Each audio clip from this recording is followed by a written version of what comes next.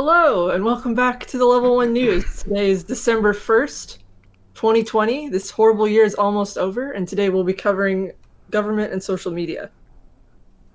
The end of the year is not going to bring anything different than the rest of the year. You It's don't know true. that. It could get much worse. It probably will get much I'm worse. sporting the nice Level 1 face mask, you see. I'm not infectious, though.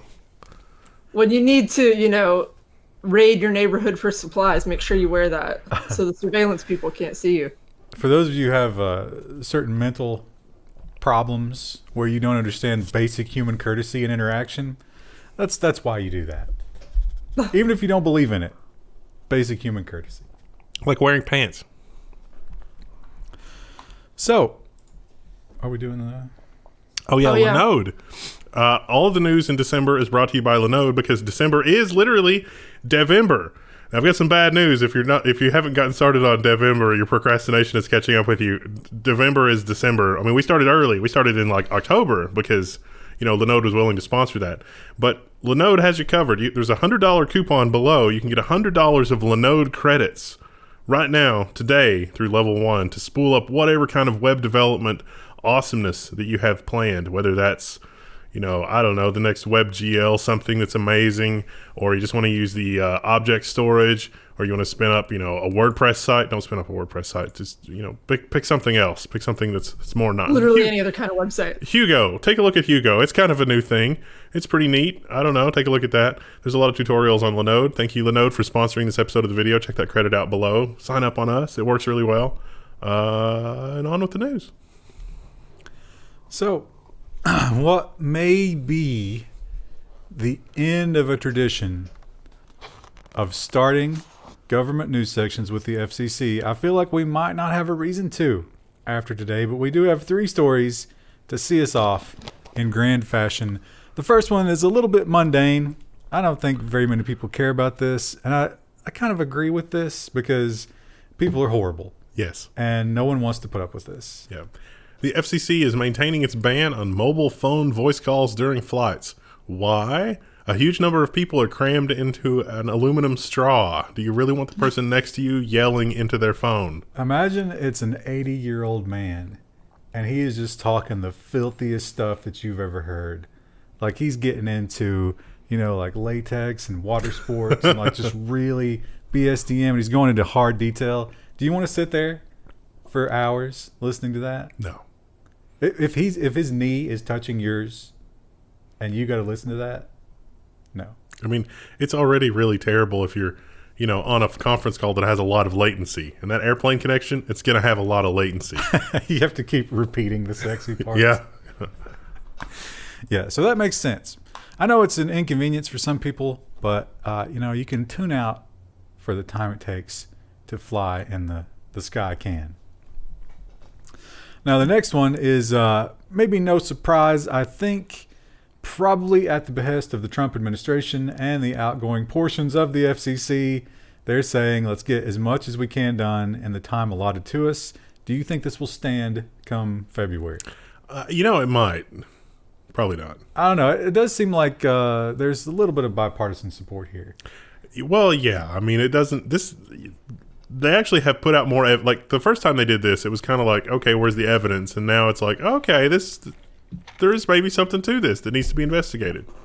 Anyway, it's another entry on the old blacklist, and not a surprise. ZTE Corp's designation as a security threat has been affirmed by the U.S. FCC. So if you're going to buy gear for your 5G network or your, continent-to-continent corporate infrastructure, you might want to double-check ZTE as one of your suppliers.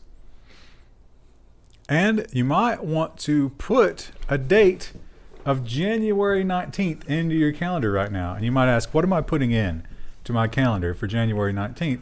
Well, perhaps a purchase of some champagne or some other celebratory liquid or device, Item. whatever it is that you do to mark a momentous occasion that you don't want to forget. I'll bring some M&Ms to the Level 1 News. How many M&Ms will you commit to right now? Probably one of the small bags. All right. And what are we celebrating? Well, FCC Chairman Ajit Pai will step down on January 20th. Bye, Mr. Ajit Pai. Something whiskey and rye. Yeah, we actually used that for the last We one. did. So we can't use that one again. Damn We it. got an official date though now. We jumped the gun on it. Ding dong, the witch is dead is also appropriate. I think we made the same joke last time too. 'Cause it wasn't. We talked about this last week or the week before, but it wasn't confirmed. It was just it's obvious. But we raised the question. We'll raise it again. How long before he has one of the top offices in the Verizon building?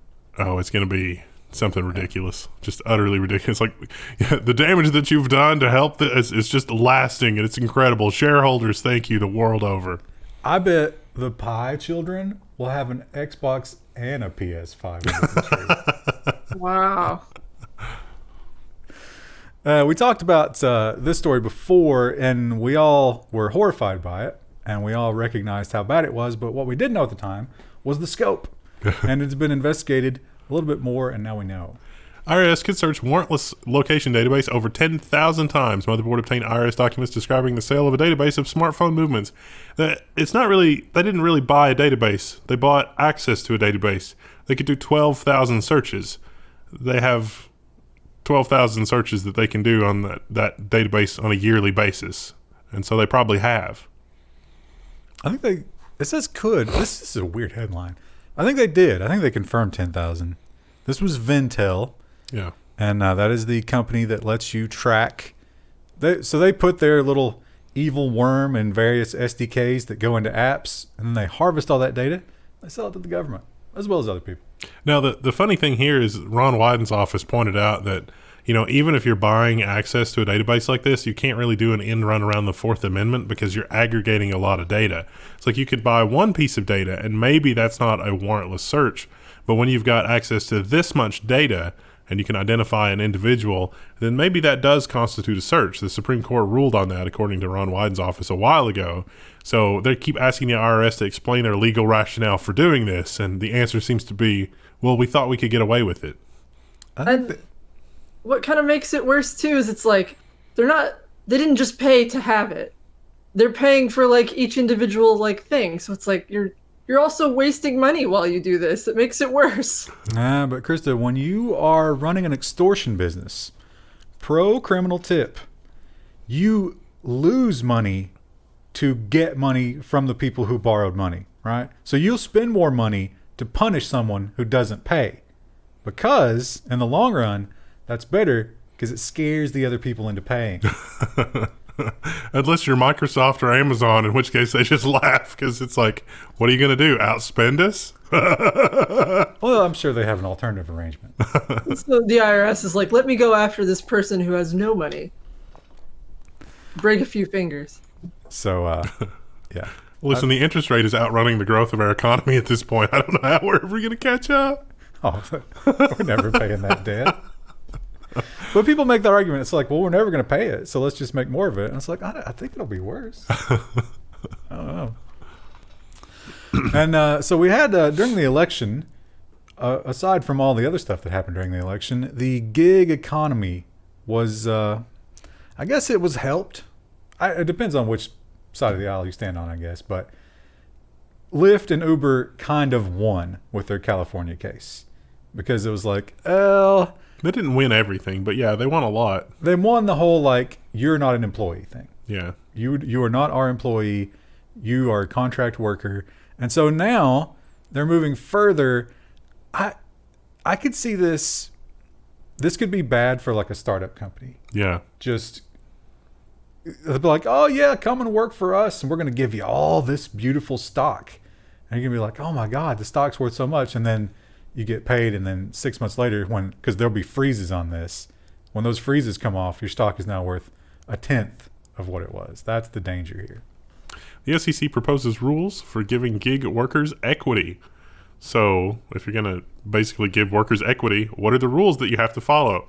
One of them is basically you can't separate the company from its assets. One of the popular tricks to do is to give everybody equity in the company, but no say so. And so the company will sell off all of its assets, but the company that remains is the one that you have equity in, and you had no say so in the transfer of the assets or getting money from the assets or anything else. So it's you have nothing. And that's a perfectly acceptable legal maneuver currently. The FCC is trying to say, well, let's maybe not do it that way. But it could be good.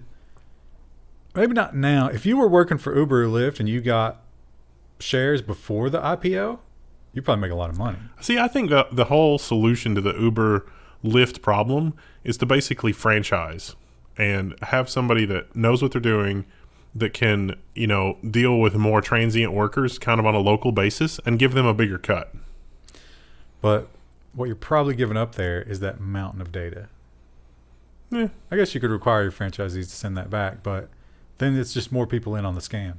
Yeah, I mean, it does end up being a pyramid scheme, but pyramid schemes are tried and true in the U.S. economy. They work so well. Every ride, the rider is just harassing you. It's like, you got to start doing this.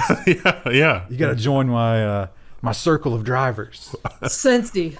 You get a free $10 gift certificate if you sign up now. It's like Little Caesars delivery, basically. Do they do delivery now? You get a free $5, free $5 pizza every Friday. Did they just start doing that? No. I thought they were always pickup. No. It's like the driver can have like a free meal coupon or whatever. Oh, if you do like an Uber Eats type of deal. Oh, okay. That makes sense. I don't know who's paying for that or if that's just something they're doing, but it's a thing. Trying to get people to order pizza right now. Yeah, it's probably like Uber Eats or it's some kind of promotion. Now, we're going into the Christmas season, and assuming that you get to see your family for Christmas. No. And there may or may not be a tree. There may or may not be gifts under the tree. Perhaps you're too destitute to buy gifts. But let's say if this were a normal Christmas. You'll be on store.level1text.com. But what you won't find on store.level1text.com that you probably will find under a lot of trees this year is Internet of Things devices, as they just get more and more popular. It's hard to believe, but Congress just approved an IoT security law, and it totally doesn't suck. Now, this is amazing. The Register is saying that a U.S. law totally doesn't suck. That's actually genuinely impressive. The IoT Cybersecurity Improvement Act was introduced. It does a lot of really good things. The main thing that it does is it tells the National Institute of Standards and Technology to come up with something that's sane for handling Internet of Things devices, things like credential updates, handling patches, handling security, just a basic, very, very basic laundry list of stuff that's needed for things that are going to be on the internet, because that forgotten smart toaster from 3 years ago, it's already mining Bitcoin for somebody in like East Estonia. Now, you might be thinking, that's crazy. I mean, think about all the devices that are already out there, and think about who's the Chinese kid? He-Sing? He-Sing. I thought it was He-Sung. Oh, He-Sung. Yeah, maybe. You can't rename him at this point. You might be thinking, He-Sung, is he doomed? What's he going to do for money after this? Well, this only impacts companies that are doing things with the government. So they're not going to stop you from selling bad Internet of Things devices. But if you do business with the government, you have to meet this standard. So hopefully there'll be something on the box that's like, FDA approved. It's like the early days of the underwriters lab, where it's like, oh, you definitely want to get the power strip that's UL listed because it won't burn your house down. And then later it's like, oh, all power strips have to be UL listed. That's not true. I've been on Amazon, and it's like one of the Amazon questions, is this UL listed? No. Why are you selling it? So yeah, that'll be interesting, and hopefully it's not required, but it becomes one of those things where if you don't have it, people are smart enough not to buy your stuff. Although people are still buying those Chinese electronics. They really are. Who knows? All just based on cost.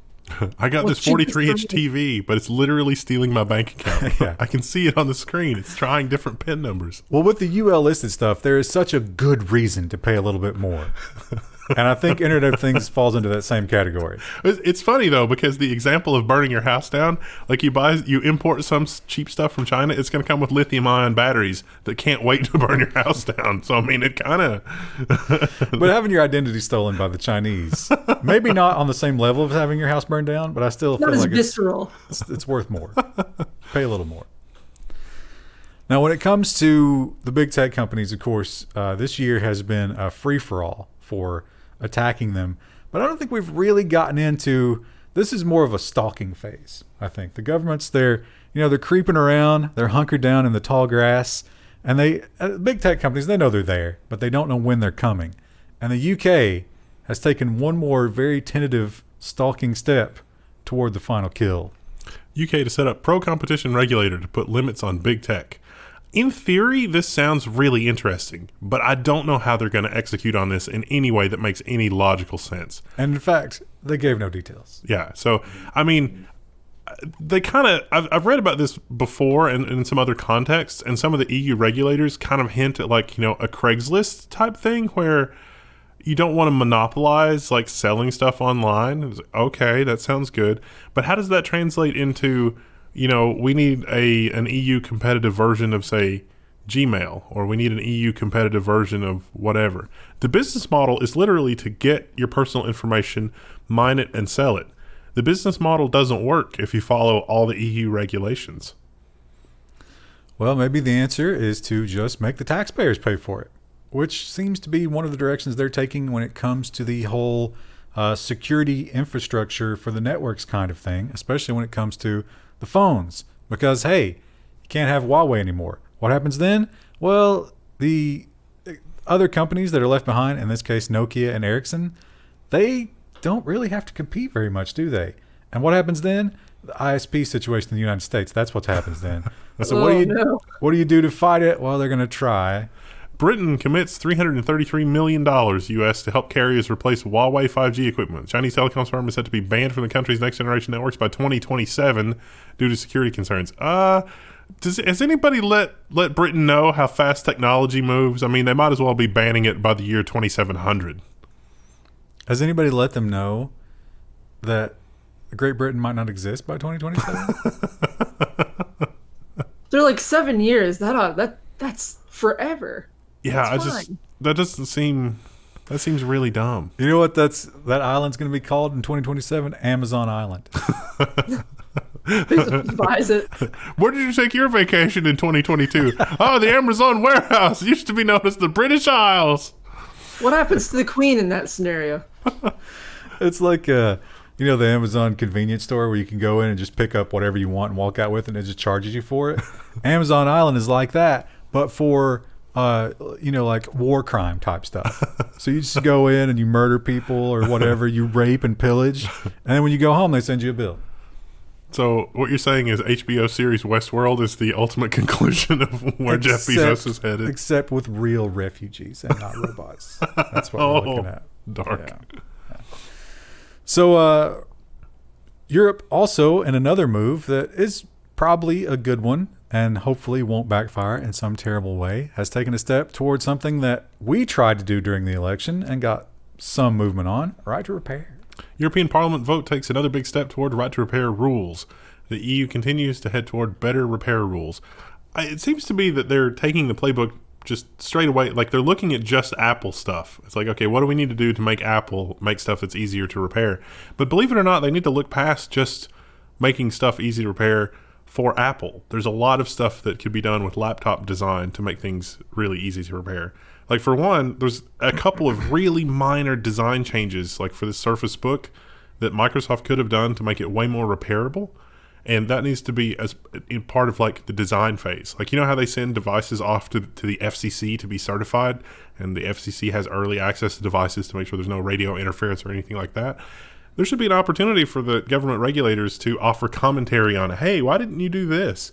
They don't necessarily have to make any changes, but then if they bring charges later to say, no, I think you reasonably could have done something different here, then maybe that would be a finable something. Yeah. I mean, Apple is maybe one of the worst. Yeah. So, if you make a rule that encompasses all the garbage that Apple does, you're probably going to catch almost everybody. Did you see the video of the guy that bought the two new, I think it was the iPhone 11 or iPhone 12, it was brand new, bought two of them, a red one and a blue one. And he took them both apart and swapped the components from the red one to the blue one.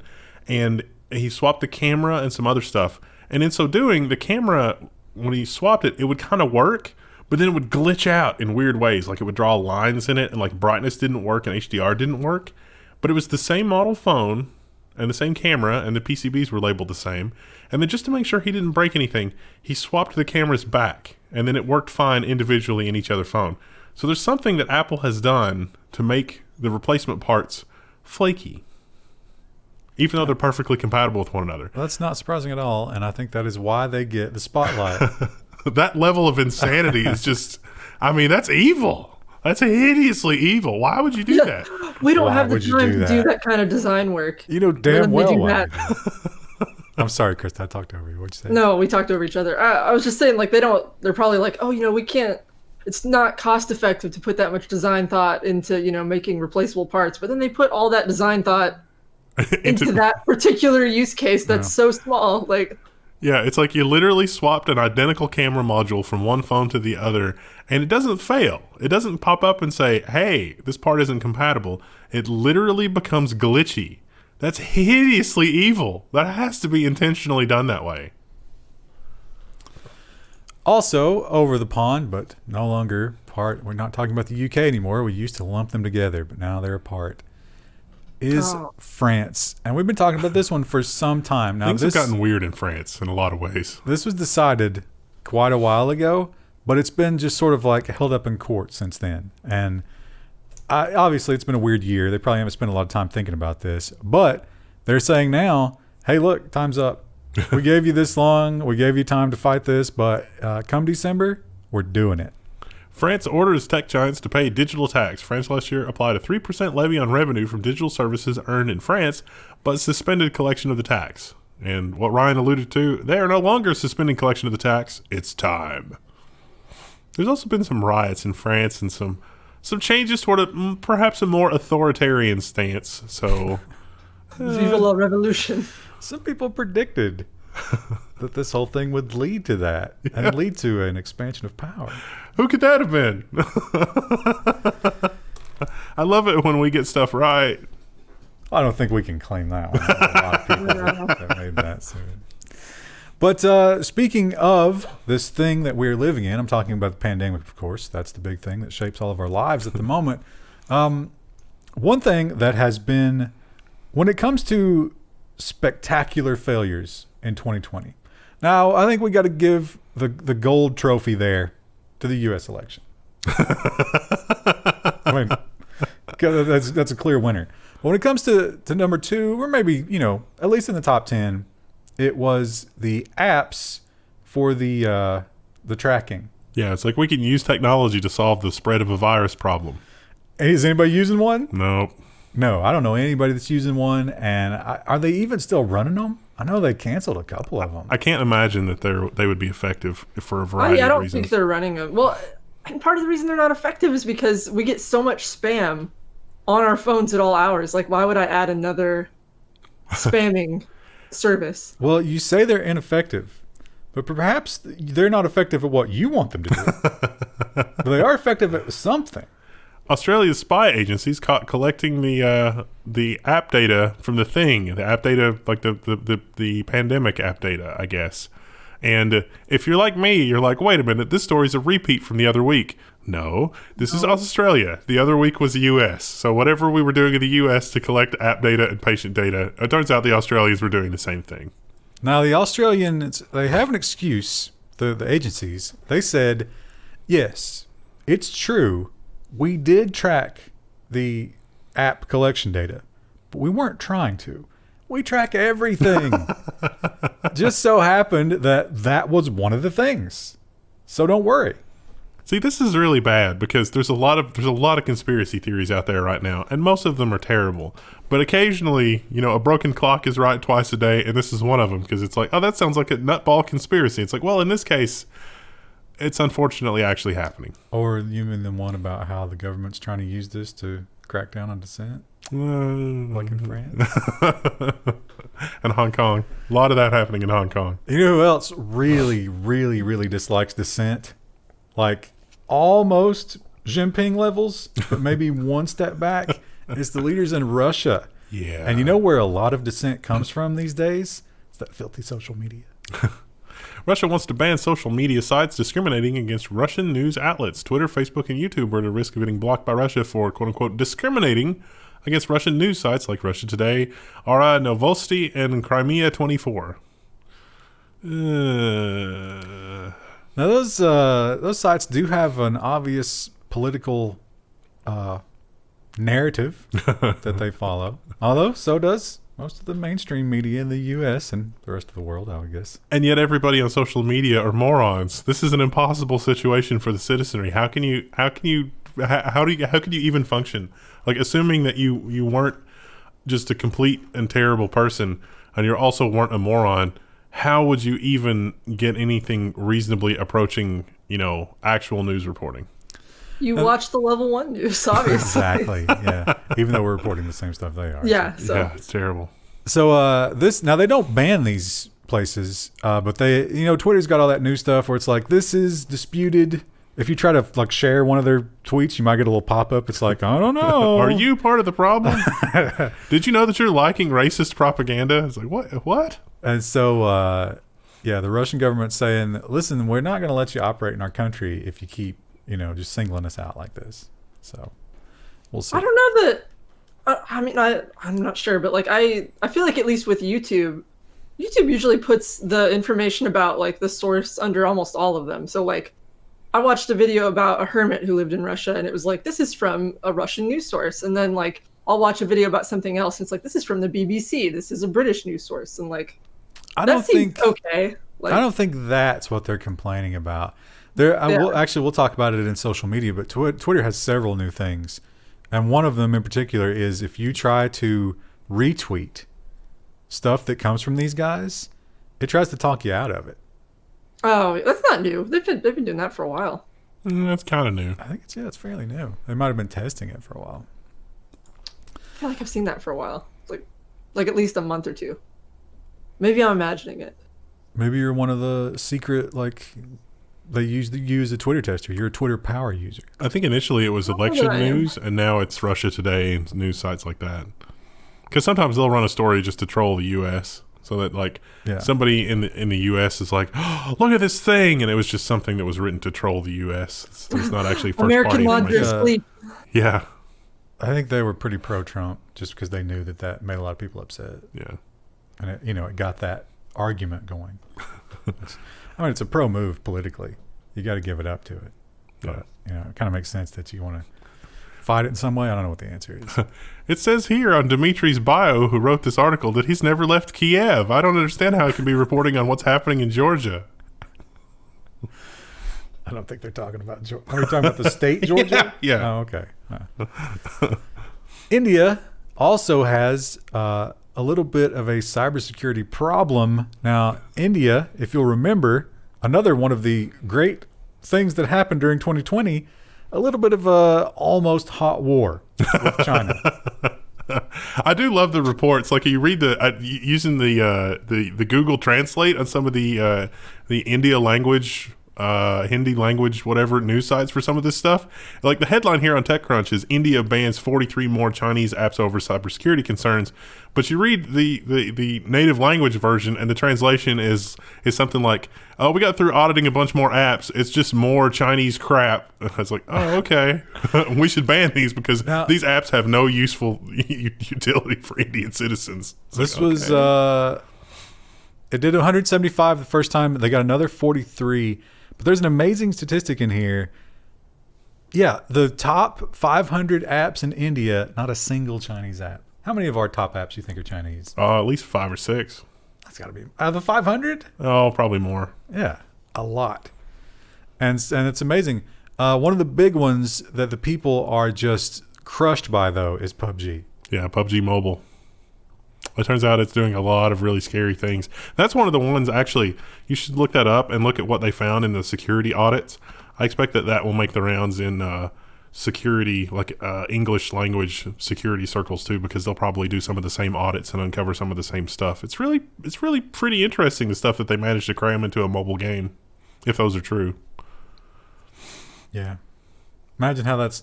Look, most people probably don't care about... It's like, I don't care about my privacy, but you're messing with my tick rate. I need to have that bandwidth. I got to use it to aim. Come on.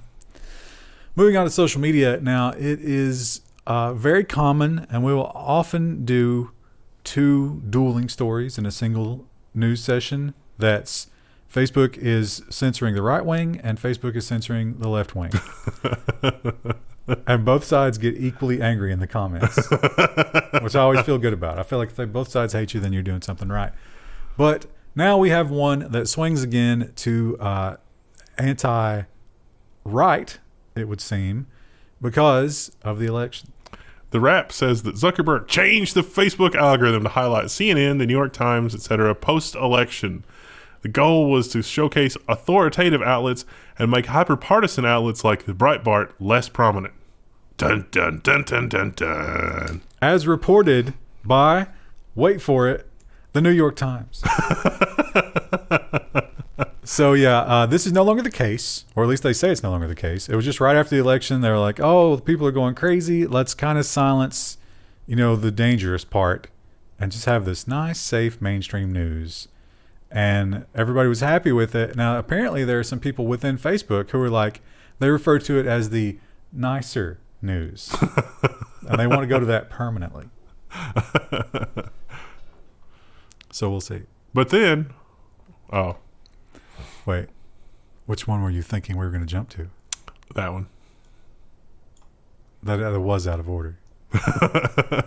Let's go ahead. I'm rearranging the one tab. You got to defend for yourself. But then the Solomon Islands are set to ban Facebook in the name of national unity. Why would they be banning Facebook in the name of national unity unless it's the algorithm? I don't think it's the algorithm. I think it's, for example, this gentleman. Because one of the quotes, it was like, the lies that spread on social media can take a good, honest man and tear him down in no time at all. And I think that translates into, I don't want people knowing this kind of stuff about me. And Facebook, they're really getting information out there on Facebook. I don't care for it. Let's do away with it. Scary.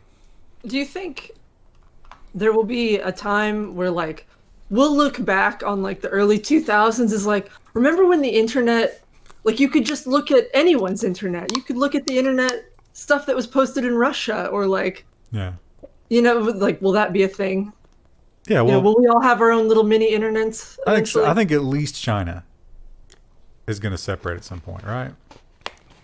That's really weird. It seems like all the countries are trending that way now. Whenever I do a search for China, all I find is like the Chinese section of It's a Small World from Disneyland. Like everything just looks so happy and amazing, and it's all just singing. They're promoting the new Mulan movie. I don't understand. So anyway, Mr. Sogavare, he has said that, yes, we're going to do this, but he is scheduled to meet with the internet service providers and the top tech people because he has no idea how he's going to do this. And I got to think, you want to do your old Linode commercial here.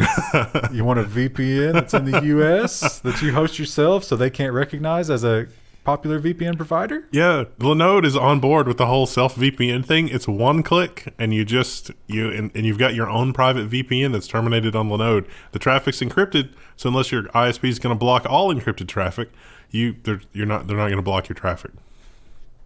Although the Chinese firewall is quite sophisticated. It's like, oh, this looks like encryption that we can't break. Let's turn it off. I don't think the Solomon Islands have the same level of sophistication in their firewall. I think you'll be okay. Remember Libra? Libra was supposed to revolutionize the economy. It was supposed to replace all of our money and put it all in Lord Zuckerberg's coffers, and he would let us spend his digital currency in its stead. The U.S. government and the governments around the world took one look at that, and they said, if this happens, we will kill you. Not in so many words, but I think that was the intent. We would be unhappy with your decisions. So here we are, a year on. And what is Libra? Well, maybe it's going to launch, but it's going to be way different. Facebook's Libra could launch in January as a way to just send money between people. Look, think of it more like PayPal. Don't think of it as some sort of blockchain cryptocurrency, Mark Zuckerberg cornering, small transactions becoming the micro payments gateway thing. No, I think this is just something for, one person on Facebook to send another person on Facebook some money. No big deal. Also, it's going to be a stable coin tied to the dollar. So if you're thinking of speculating in it, there's no reason to. It won't appreciate or depreciate. Not like that exciting Bitcoin. There's nothing better than waking up and be like, "Ooh, I made $3,000." What's it at today? Yeah, it's currently past its all-time high. It went down for a bit. Oh, it's back Did up. It bounce? Yeah, nice. It may have gone back down again while we've been sitting here. I don't know. But yeah, it cleared its all-time high. So all the people that bought then are finally like, I'm free. I can get out. I'm free. They're not getting out, though. They're making that mistake. Yeah, I would love to see it. But I said this last time, and I didn't do it. I would love to see it go back to like 10,000. There's a lot of people that think it's going to hit 100,000 in short order. I've seen a lot of headlines. They're saying way more than that. Really? At 100,000, you got to sell it. Yeah, right? yeah. I mean, that'd be crazy. It's that whole thing where it's like the tulip mania. Yeah. Where you're going to sell it at 100,000 and feel like an idiot when it hits 200,000. But you shouldn't feel like that. No. That's a fallacy of investing. Yeah. Well, this is what we were talking about earlier, Krista. When it comes to like Russia Today and stuff like that, Twitter, without really banning anything, is trying to shape the narrative for sure. Krista. Oh, am I supposed to read that one? Twitter will warn you if you like misleading tweets. See, when was this published? November 23rd. Yeah, this has been around for a while. November 23rd is a week ago. Yeah. But like, that's ages in internet time. I think they had it out right before the election because of all the crazy stuff that people were posting prior to the election. It is kind of weird, but Yeah. And here's my problem with that. The way they label them is, this is disputed. Yeah. What in the mainstream news at this point could you confidently say no one has disputed? Or what about this should not be disputed? But who decides? Like, the dispute is always going to be there. That's the thing. It's just, what they should say is, the narrative that we like disputes this. That would be a better label. Because there's always going to be a dispute. Somebody's disputing something. One thing that you can't dispute about Twitter is that people love the little check mark. Oh God, they want it. There's an entire cottage industry on trying to get these things. But a while back, it was too dramatic. And Twitter was like, you know what? We're done. We're out of the blue check business. Don't ask anymore. But if you're one of those people who desperately needs it, maybe some good news, probably not. Twitter verification will return early next year. Don't you worry. Along with brand new rules. So it used to be that you had to upload your photo ID, which entrusting Twitter with that just doesn't seem like a good idea. yeah, don't do that. They gave some of the. Oh yeah, here we go. So this is who can get in there, but other influential individuals kind of gives them the ability to do whatever they want. News media accounts, that's us. Yeah, I was gonna say, does this mean we get the blue check mark? Entertainment, that's Is that on my debatable. resume? We probably could, but that's fine. Is that really necessary? I don't even want it. I don't think I want it either. I'm glad None to of us stand tweet that often. as a man of the people among the unchecked populace. That's the place to be, chat. Not up there in the blue ivory tower. Ivory's not Twitter's there. just to post memes anyway. Everyone knows that. And you could call this perhaps the twilight of the simps.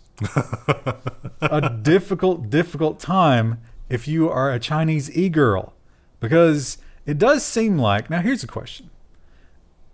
It seems to me that, and then this article supports it as well, a massive amount of simp activity is from fairly young men. Yeah, I'd say that's true. What age do you think traditionally you would grow out of your simphood?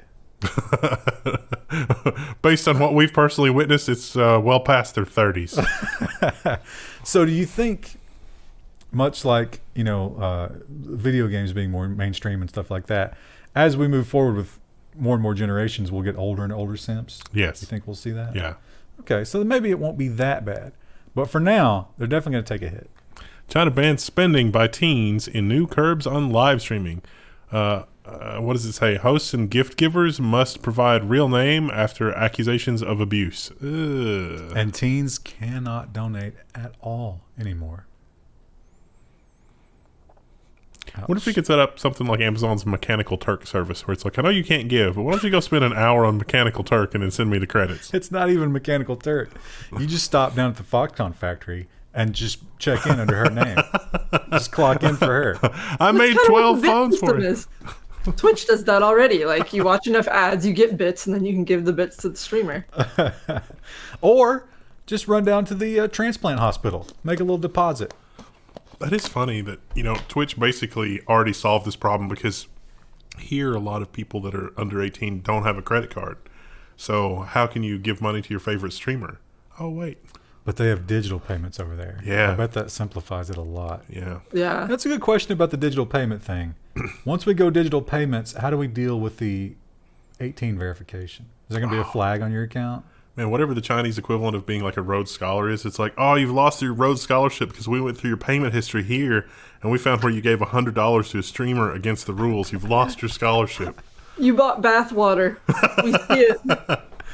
If there is a flag, if there's like an 18 flag, some kid is accidentally his account's gonna like get that flag turned off or turned on, and he's gonna figure it out.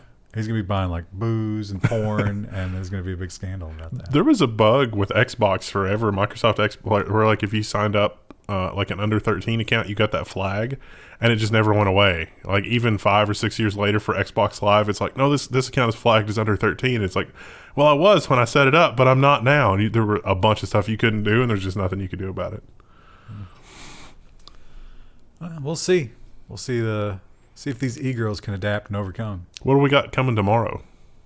I don't remember. Of another day of fresh hell. Business and Robot. Woo! I think. And snow here in Kentucky. I know. Is it supposed to snow again? Yeah, it's supposed to snow this afternoon. There's like a line coming in right now. Yeah.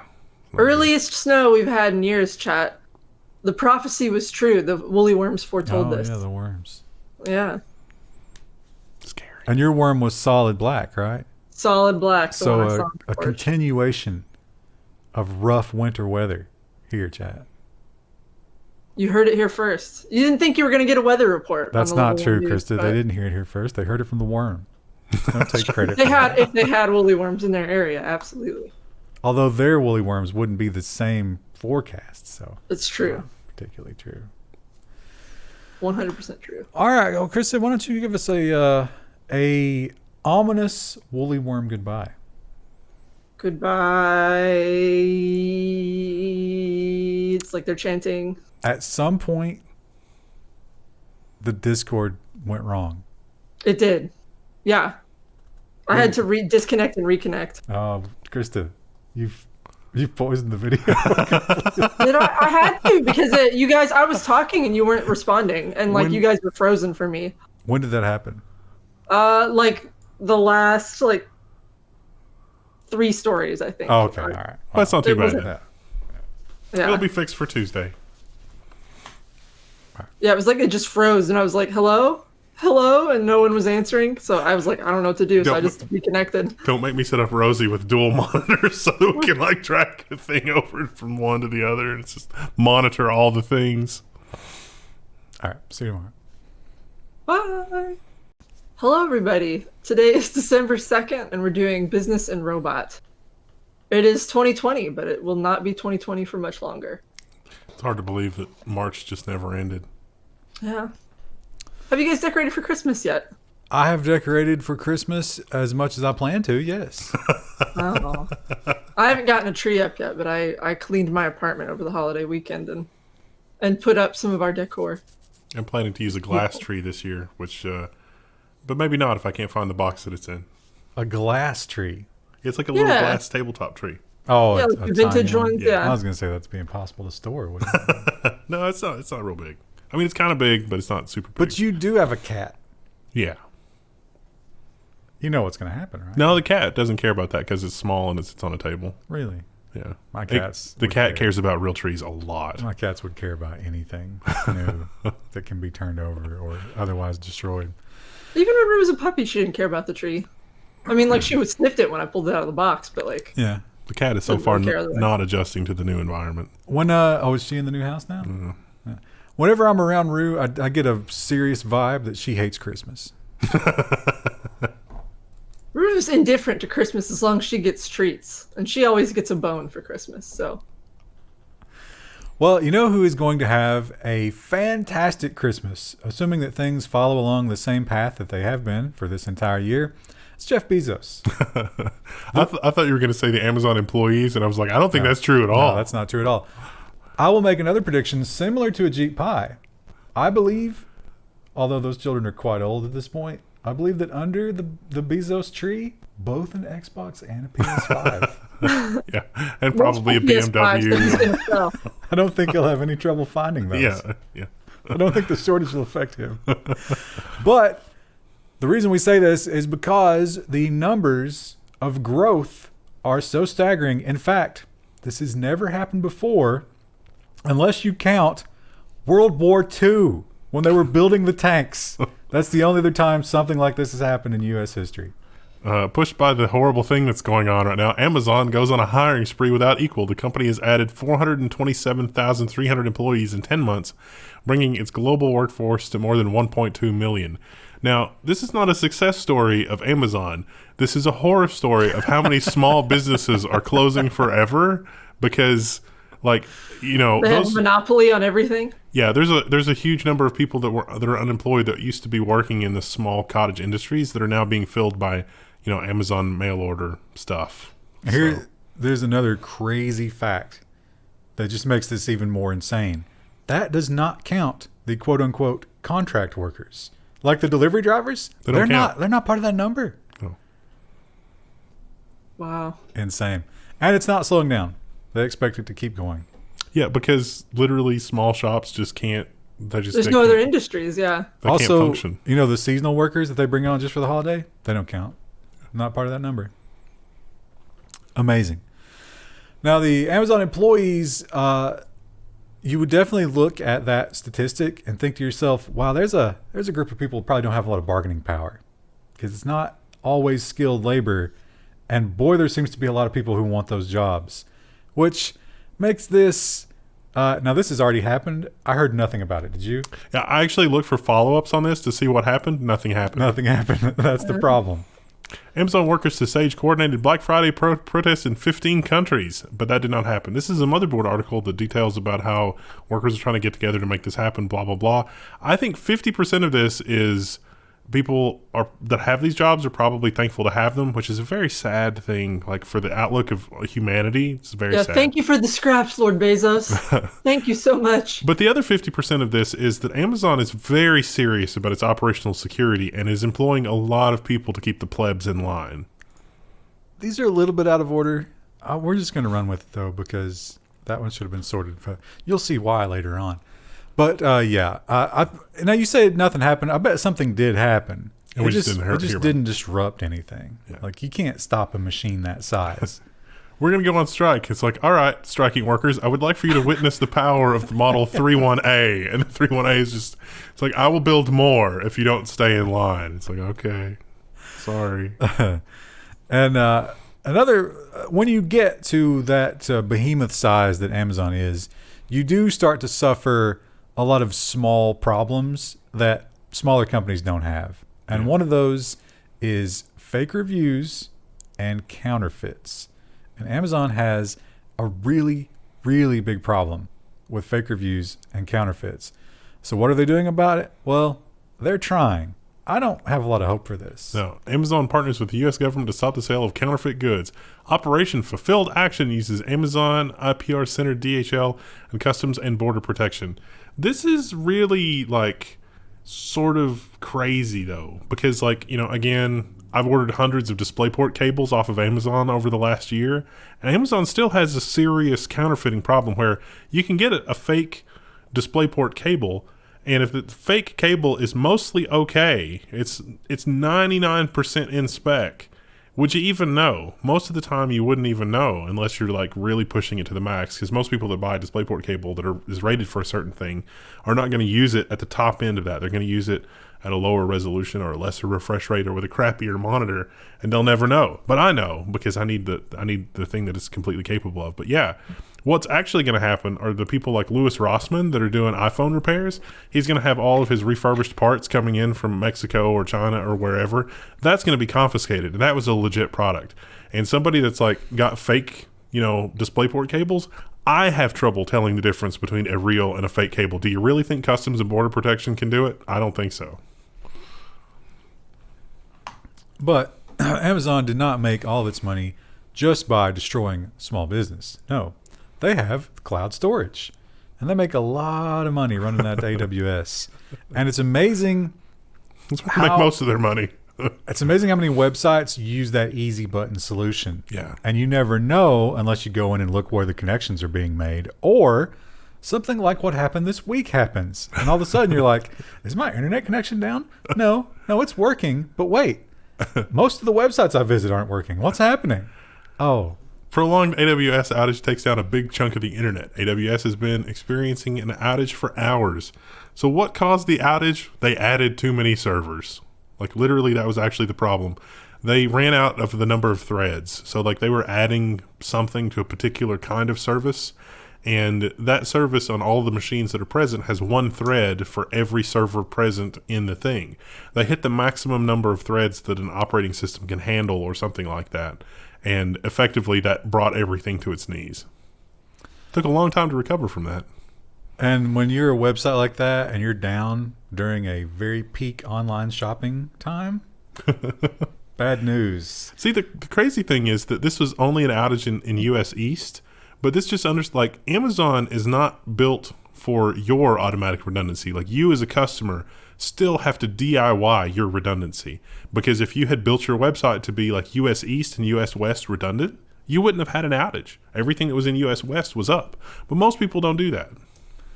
Another thing, and again, we'll go back to as you're going through this holiday season and you're sitting there with your family. Again, we're presuming you're going to sit with your family. Maybe not, but just let's fantasize that we get to do that.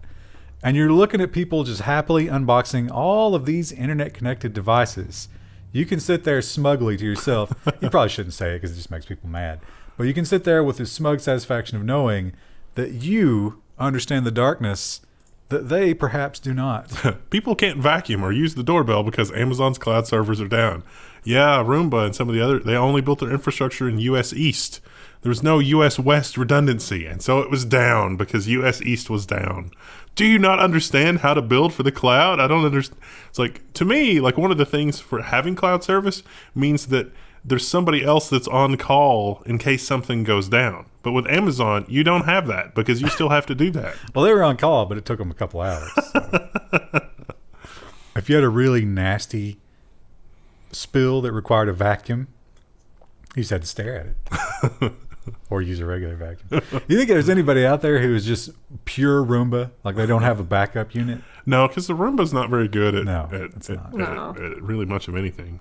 I bet there's at least one person out there doing that. My mom wants I don't know that she wants one, but she was maybe hinting at wanting one of those doorbells, and I was like, Mom, no. She's like, your uncle has one, and I stopped by his house the other day, and you can like leave a video message. And I was like, yeah, it's recording constantly. Don't do that. We have a story about those. I think it's in security that you can send to her. Yeah. I told her it's a bad idea, and she was like disappointed because I also told her the same thing about Alexa, and she was like, aw. She thinks you're just a Grinch. Yeah. But that was like 2 years ago I told her about Alexa, and now she wants the doorbell. And I was like, yeah, no, that's Amazon like spying on you. And she's like, no, your Aunt Jenny didn't buy it at Amazon. She got it at Lowe's. And I was like, of course. Yeah, Mom. Wow.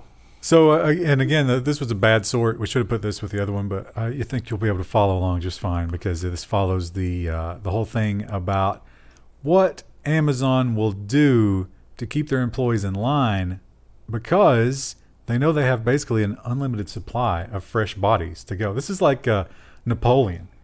Napoleon had a quote where it was like, I spend lives like most people spend money or something like that. That's what Bezos feels like. Like he's like, hey, listen, this is total war. I do what I want with you people.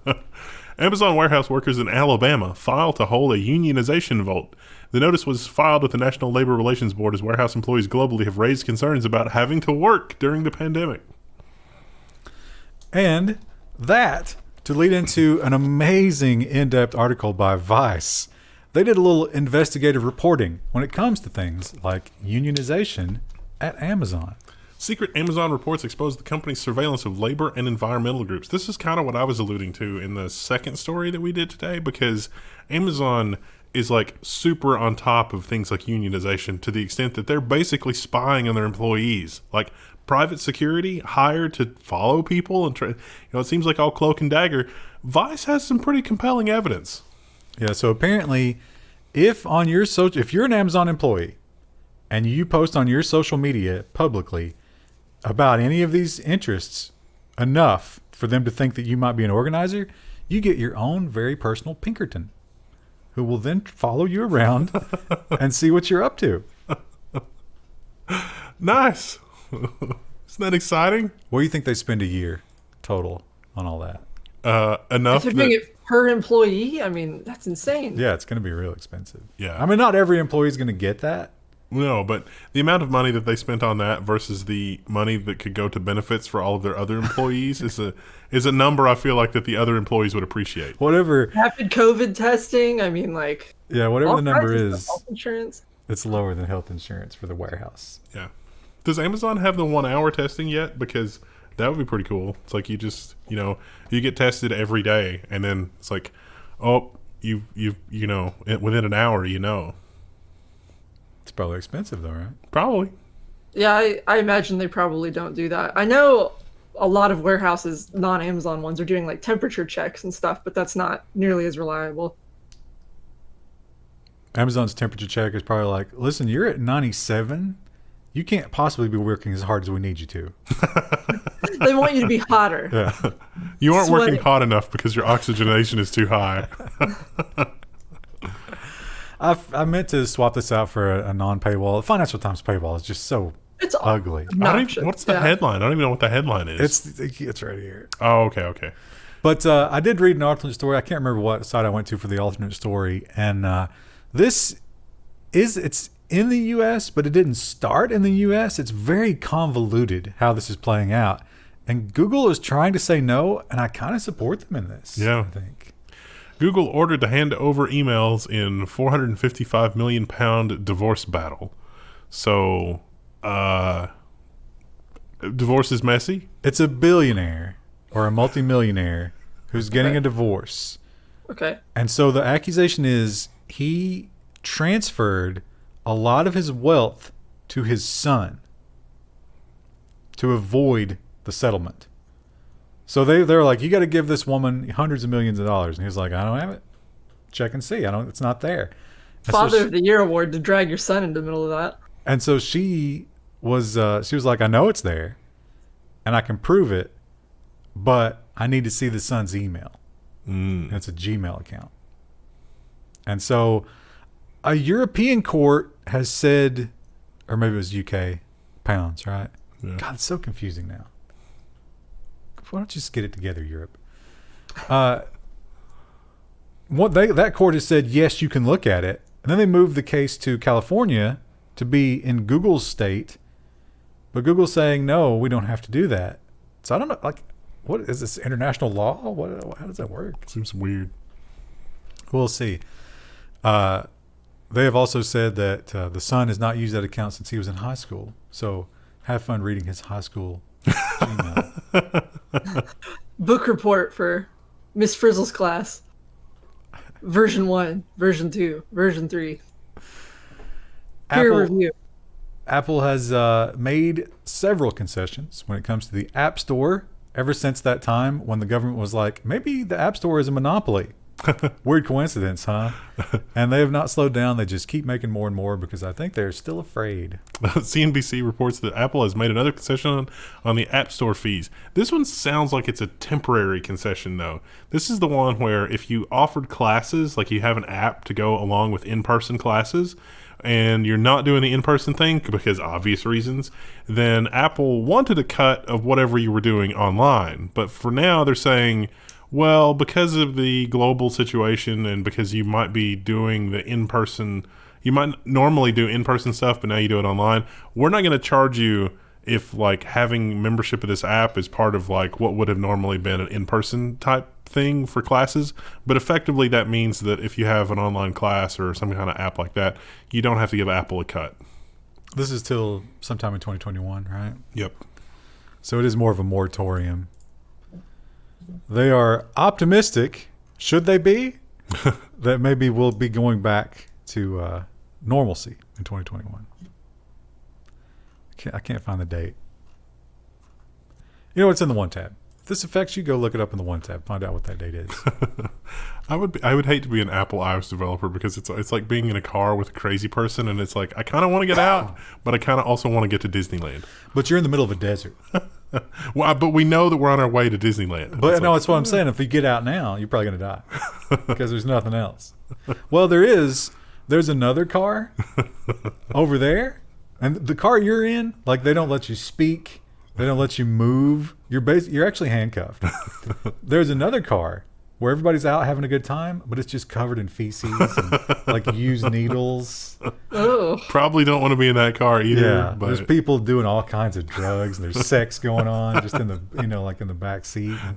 Is that somebody from the Communist Party that's spying on everything that's happening in the other car? What's happening? So this story, actually, I read a different version of this originally, and I've read about 3 versions of this, and it gets more fascinating with every version. But okay, when you look at multiple versions, here's something that I thought was weird. The crime. I think the biggest offender here is the guy working at the government. Yes. But the headline never says that. No. The headline always goes after the Apple guy. Yeah. Now, the Apple guy did wrong. Well. But I think that he was just like, oh, that's okay. Government corruption. You know what? We have a ton of money, so all right. Yeah. But they're throwing it all on him. Yeah. What seems wrong? Apple's security chief maintains innocent after bribery charges. The sheriff's office allegedly sought 200 iPads in trade for concealed carry permits. If anything, if you look at the stuff here, the guy from Apple, and I will be the last person to defend Apple, but it seems like the guy from Apple is a victim because how the sheriff's office operates, literally, not just this case, this is not the first case like this against that sheriff's office, which is really fascinating. But it seemed to be that if you want a concealed carry permit, which is at the discretion of the sheriff's office, that there had to be some kind of quid pro quo. And there are other cases to that effect. But this just seems like Apple was saying, all right, you know what, we can just arrange a donation, and if we get some concealed carry permits out of that, great. And of course, this is for the Apple security team. So you have that big campus, and you need security, and those security might need guns. And so California, basically communist, doesn't like that. There's an interesting thing about concealed carry. Based on which state you're in, it's a can issue or shall issue. If it's a can issue, the sheriff doesn't like you, he can or he cannot. If it's a shall issue, they have to give it to you if you pass all the requirements. California, I imagine, is not required at all. Yeah. So he was like, hey, I got that application, but I can't find it. God, if only I had like a device I could keep track of all this. Yeah. Which again would make the Apple security guy a victim. Yeah. Is that the difference between a victim and not being a victim? Is literally like if you like, if I was getting shaken down like that, being the naive person that I am, I might reply with something like, this seems like a shakedown. Is this actually a shakedown? And then, they would either not reply to that or just be like, oh no, it's totally not a shakedown. We just need some iPads to do some stuff better. And it's like, all right, here's your iPads. I think the reason that they colored it the way that they did is because if you look at it from the other angle just a little bit, you realize that gun control got corrupted and very possibly put guns in the wrong hands. Only people that can afford to buy iPads will have guns. Well, I mean, not even that. I mean, you had to have the Apple connection, right? Because this guy was doing it on behalf of his team. So it was like, oh, those common sense gun controls that we put in place, yeah, they have an Achilles heel. It's called humanity. And that's a disgusting story, but not as disgusting as this one. This is probably the least exciting story. I just want to say Merry Christmas, Comcast customers. Ringing in the new year. Look forward to this. Comcast is going to enforce a 1.2 terabyte data cap in the entire 39 state territory in early 2021. I've been benchmarking video cards. You want to guess how big my Steam library to download is? 4.7 terabytes. That's going to cost you. It maxes out at $100 over. So whatever your price is plus 100. So our prediction is true, which is basically right now American homes are paying about $200 a month for cable and TV. Everybody is abandoning TV in droves because it's not worth it. Ergo, your internet connection is going to cost about $200 a month. Now you could go ahead and sign up for the top tier platinum plans. You don't have to worry about this, but you are paying maybe a little bit less than that extra 100 every month. Whether you might not use it some months. It's going to be $200 a month in no time. Like that's the price that it's going to in America because capitalism. And we ignore the fact that, like you say, well, forget your Steam library. How about the game streaming that's coming? Stadia. Oh, yeah. I tried out Luna. How was that? It's a little bit of a delay lag. The weirdest thing about it is they seem to have curated the library to be all like Twitch fast games. Oh, you should try it here at the office because I have heard from some networking friends, this might be a good video that we can do because we might be able to catch them with their hand in the cookie jar. But I've heard that some of the ISPs want in on this and they may be jacking with the latency. So the outage that you had from the you remember how you didn't have any upload capacity every or whatever? Sunday. For 2 weeks. Yeah. That may have been the result of the installation of some traffic shaping equipment. So you should try it here at the office. And if you don't have, if the latency is not terrible and it's actually playable, it's probably not the network. It's probably them messing with the latency. Well, I don't want to say it's not playable because it's totally playable. But I was playing, like I said, their games are geared toward fast reaction arcade style. And it's why don't you put RimWorld in here? It's not going to matter. Architect. Yeah. Yeah. Give me a game I can play where it doesn't matter. But they seem to be, But one thing I do love about it, and maybe we should do a video about this, is zero commitment. Just try. I've never heard of this game. Just press the button and try. You're there. Yeah, I love that. That's nice. If they kept it at $5 a month or $6 or whatever it is, I might keep it just for that. And then if I really like the game, I go buy it somewhere else, so I don't have to have the latency. In doing some of the game benchmarking, I was super annoyed by on modern games, you start it and you have to sit through a minute of just nonsense. Yeah. It's just And this is all crazy. that redistributable stuff. It's don't want to. I don't really even care that much about this game. I just want to try it real quick. And I think out of 4 games that I tried, I was I'm not interested in this. But now I know. The thing that's crappy about the story, to kind of get back a little bit, we're talking about gaming and how this will really suck for people who are streaming or stuff like that. But what about all the kids who are having to go virtual for school right now, or people like us who work from home? Yeah. But also, has Netflix gone 4K yet? Yeah. That is a tiny. They're oh, it's this much of HD streaming. That's 720p with the Cheerios crunchiness level of compression, and it's bad. It's super bad. It's 2-channel audio. Yeah. A Nature Valley granola bar crunchy level. Yeah, it's so my household is floating at about 3 terabytes a month, and we're not even doing anything exotic. And that's, you're not the average. None of us are the average. But None of the people watching are the average either. But that average is going to come up so quick. Yeah. Because Xbox is rolling out their cloud gaming thing. 100 gigs a game.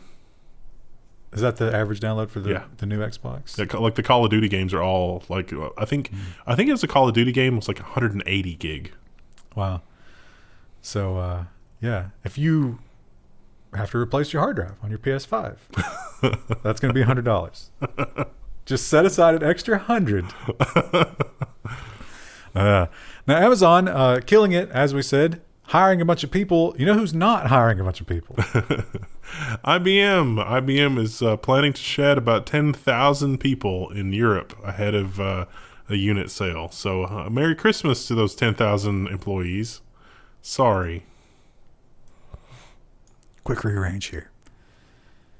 Disney's doing the same thing, I think. I mean, that's not tech related, but I saw they were also doing major layoffs. I right read before that. Christmas. I read that story and I thought, how is that ageism lawsuit going for IBM? Because the last time we checked in on that, it was not going well for IBM at all. Maybe they're trying to pad the numbers by just firing everybody. Yeah, it seems like in the lawsuit they uncovered some emails that were literally like, we need to get rid of all these old folks. It's like, ooh, can't put that in an email. Yeah. Well, when it comes to businesses who are winning and losing, you can't ignore Tesla, because they had a rough road. If you remember, 2019 was a year of controversy for Mr. Musk. Yeah. But 2020, while the rest of the world has suffered, he has only won. Yeah. Tesla is now worth $500 billion because people like the headline for me would have been Tesla is now worth $500 billion because the stock market is insane and we have no idea what's going on. Yeah, the stock market's been insane for 3 decades. And that has led to Elon Musk is the world's second most wealthy. He's overtaken Bill Gates to be the second richest person in the world. Yep. Now, to be fair, Bill Gates has given away $27 billion. I think Bill Gates' money is also like in the bank, and that wealth valuation is tied to a lot of Tesla stock. It is almost completely Tesla stock. I think $100 billion of it is Tesla stock. Yeah, so that doesn't really does that really even count? I mean, come on. This is still so much money, though. Like, I can't even fathom that much wealth. Did you see? I know I sent it to Krista, but his girlfriend, his baby mama, got what? It was 90,000. Krista? Oh yeah, the Canadian it was artist an thing. art Yeah, brand it's from just- Canada. Canada. Did you not Google that before you gave out the money? I mean, come on. Can you imagine being a struggling artist and it's like, you know what, I'm going to apply for this and I hope I get a little bit of extra money for this project, and then finding out she was the one who was awarded some of that money? Like, But she is also a millionaire. I mean, she's a successful musician. yeah, And- like even without her relationship to Musk, like, does she really need the money to continue to produce art? I don't think so. Let's assume that all of a sudden Musk hated her for whatever reason and ejected her from his life. Child support is weighted based on your income, right? Yeah. So she's gonna get like $10 million a month. Yeah. But she's apparently made a statement. She was like, "Listen, I don't depend on him for the care of this child or myself. I'm an independent woman." It's like, well, okay, but considering the situation that the world is in, maybe you just rely on him a little bit so someone else can get that emergency money. You said it yourself. If she's a millionaire, does she need another $90,000 It doesn't to seem produce like artwork? Like, she's already got everything she needs. Like, give that to someone else. Krista, how is she going to keep all 5 pools heated if she doesn't get that 90,000? Like I said, there's some artist in Canada who's like, they're living in a little tiny studio apartment, like a shack, trying to keep their hands warm and also paint. They're rationing out little shot glasses of maple syrup just to stay alive. Someday it's going to be Bagged fun. milk. Like with level 1, we're going to encounter a story like that, and it's like, all right, let's figure out who the runners up to that were, and call them up and be like, you got the level 1 art scholarship for $5,000. It's not as good as the $90,000, but show us what you got, and it's just going to be amazing. And the Tesla train does not have to stop because he is not sitting on his laurels, although Consumer Reports did kind of rag on his cars. But he has a new plan for a new car. And I don't know if this is actual design footage of it or a design mock-up, but good God, is this ugly. Elon Musk talks new Tesla model to be designed in Europe, likely a small electric hatchback. That's aimed at the European market because that's popular in Europe, I guess. Germany. And it's going to be German designers brought on board to help design it, not just something he came up with and injected into the country. But they're not manufacturing it in Germany, correct? I think, yeah, they're looking to open up a Where are they? gigafactory in Berlin. Yeah. Oh, okay. Cool. Well, it's better than, just being like, we hired some designers here. It was designed here, but we sent it overseas to be actually Imagine- manufactured. There's probably like some import stuff there, right? Yeah. Yeah, Well, I mean, there's some stuff. Some German engineering stuff is really amazing. I used to follow some machinist channels, and they outsourced production of some of their widgets to China and some of the widgets to Germany with the same specs and stuff. And they were showing off the ones that came back from Germany, and it was just amazing, like the tolerances. And it's like, wow, the machinists in Germany really know how to do a good job. They cost more, but this is an amazing stuff. They had like a ball bearing that they had built, and they just, like gave it a spin, and it just spin and spin and spin and spin. And the one from China only spun for about 5 seconds before it wound down.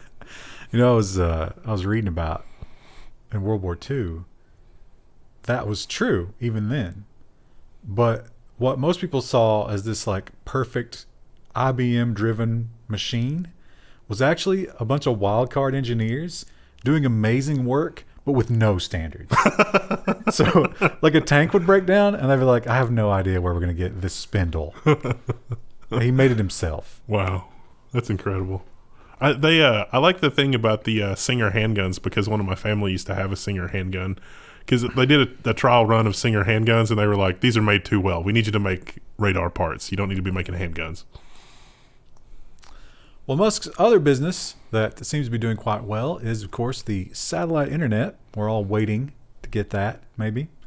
Krista, how about the house hunt? You got any updates on that? There was one we liked that was pretty far out. It had internet, but I mean, like, it was like a good 20-minute drive at least.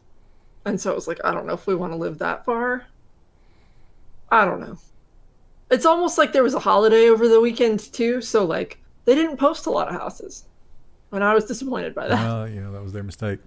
But not to be or hopefully to prevent that from being a monopoly that starts charging us data overages. Oh, that article did cover right now no Starlink overage fee. But can we count on that forever? Probably not. So it's good to have competition. This company, a bit of a checkered past. Yeah. They did not make the best decisions, but they say everything's changed now. They got some new partners, the new management. It's going to be good. OneWeb exits bankruptcy and is ready to launch more broadband satellites. OneWeb plans satellite launches in December through 2021 and 2022. So they've got new ownership now, basically. The UK government is involved at this point. Yeah, so I don't know. It remains to be seen if this is going to be good. It's the UK government, and there was another big company involved here. But it's the same plan. Now they're going to do. It's similar to Starlink, where it's like the upper stuff first. So they're actually going to cover the Arctic. I guess there's money there, right? Yeah, Arctic research stations can pay a lot for internet access. Yeah. And then they're going to move down into the European mainland, and from there they want to go global. So we'll see. December 17th. How exciting if you're in the Arctic for the winter over. That's just around the corner. That seems like an awfully fast timeline to exit bankruptcy and also be launching things into space. What?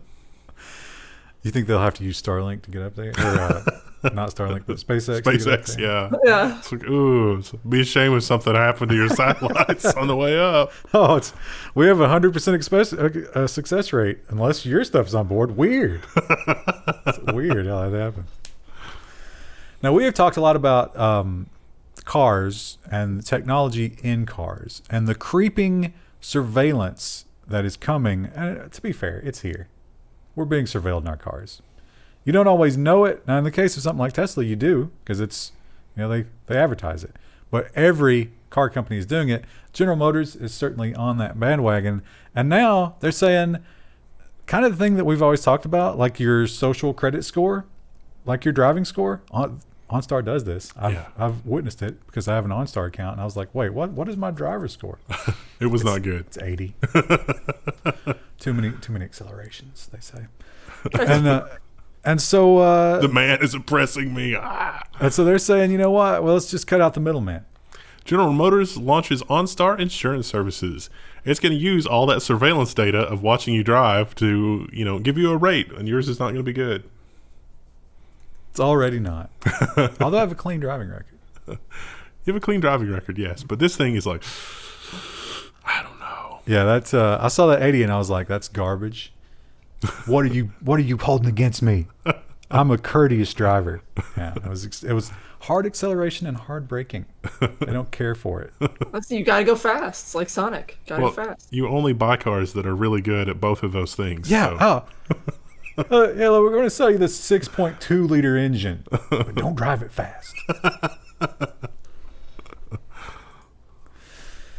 This one's boring, but it shows that more and more our tech world just consolidates and becomes giant evil entities. Salesforce has reportedly held talks to buy office messaging app Slack. Slack, the new chat communication thing that's just like IRC, except with GIFs. I don't actually know anybody who uses Slack. Yeah, I guess, we switched to Teams. We used Slack on some like other side projects there for a while. We were working with other people. Yeah. Yeah, okay. That's true. I never really saw the appeal, but I miss IRC. It was a simpler time. Back when hashtags meant something else. Nintendo, they have their big Mario Kart thing out for the holiday season. I think those are perpetually sold out, right? Yeah. yeah. And one thing that Nintendo is traditionally very unhappy about is copyright and piracy type stuff. And we saw not long ago Team Executor, who they actually got some guys put in jail. Yeah. But that was not enough for them. Nintendo sues more hack sellers, a worsening international problem. Another lawsuit filed in Seattle court. Oh, I meant to add, there was another Nintendo story. Nintendo is really cracking down. Also on streaming. They took down a ton of people on Twitch because there were some people that lived in Japan and something was released in Japan a little early. And so people on Twitch that lived in Japan were streaming the game. And Nintendo was like, nope, strike. Not allowed to do that. They also, did you see the Smash Brothers Melee thing? The mod that lets you play multiplayer over the internet, and Nintendo is shutting all of that down. So there's like, Twitch competitions and like a big tournament and stuff. And Nintendo's like, nope, you have to use a pirated copy of the game to do that. Even though most of the competition players like always have like their physical copy with them, but you have to mod the game in order for it to work over the internet. And Nintendo is just not having any of it. Are we talking about the Switch version? The Switch version has online, right? No, it's Smash Brothers Melee from like 20 years ago. Oh, the 64 version. Yeah. Oh, people are still playing that? Yeah. That was a good version, I guess. It could have been its own esports thing, but Nintendo just took a giant dump all over all that. I think the only solution is to boycott Nintendo. They literally don't understand. The 64, did that even have an online? No. It's a mod. There's this whole community of people that, like culturally the 64 version was very important to them, and Nintendo is like, no. Is it emulated? Yeah. Oh, okay. Yeah. Yeah, that's not surprising at all. Yeah, yeah. But even though they are currently not manufacturing or selling either Nintendo 64s or Smash Brother carts. Yeah. It's the letter from Nintendo read like, the lawyers were wearing like a bomb vest, and it's like, the lawyers are making us do this. We're sorry. We have to do this. And it's like, you're telling me that a bunch of C-suite executives are being held hostage by a lawyer wearing a bomb vest? Because that's what it sounds like when I'm reading this letter. And I don't think that's really true. I've seen a lot of storylines from Nintendo games. I bet Bowser's behind this. Sounds like the kind of thing he would do. Nintendo is so clueless. The only thing to do is to just ignore them and hope that they go away. Didn't they hire a guy named Bowser to run something? So I guess Bowser is behind this.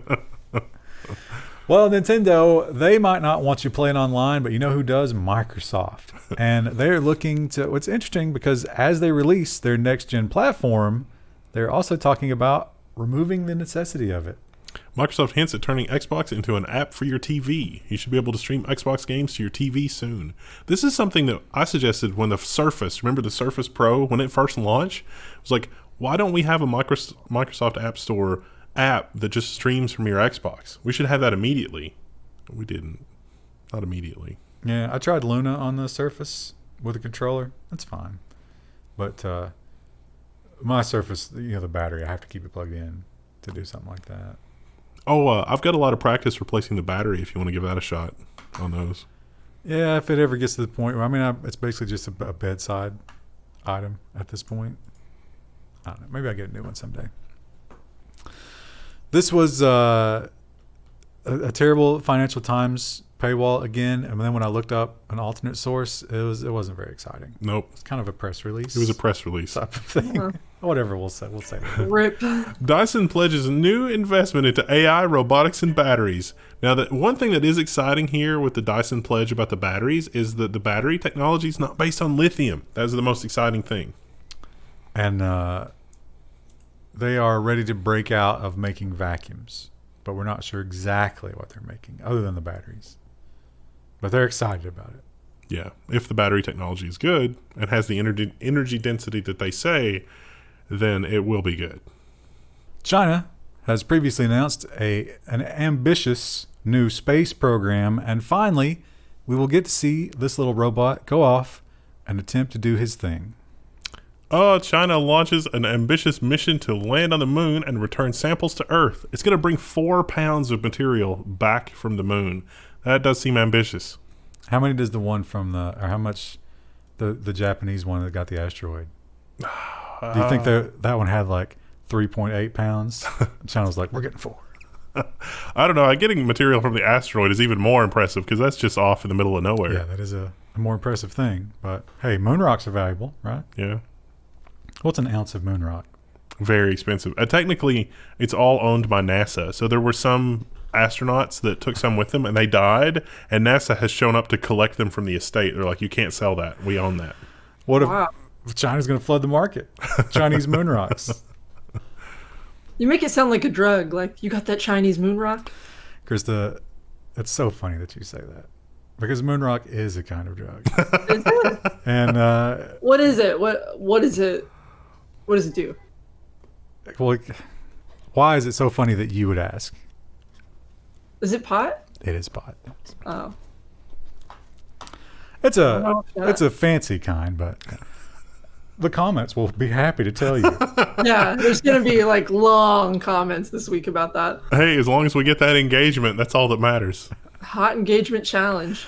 Well, engagement being all that matters might not be the case when it comes to Alexa. Because This is Alexa amazing. is getting a kind of engagement that Jeff Bezos probably isn't too happy about. Amazon's Alexa spouts anti-Semitic conspiracy theories, it says a British MP. So Amazon, they are asking questions, and Alexa found the answers on websites. It turns out those websites are anti-Semitic.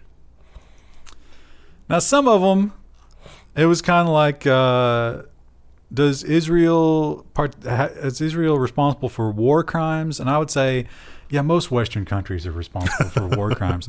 But then they got a little muddier when it was like, did the Jews control the media?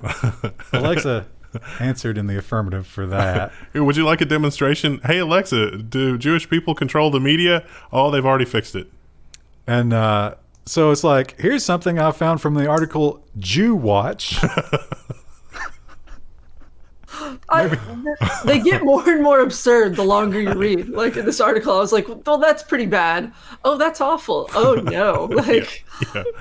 The swindlers of Zion. like, geez.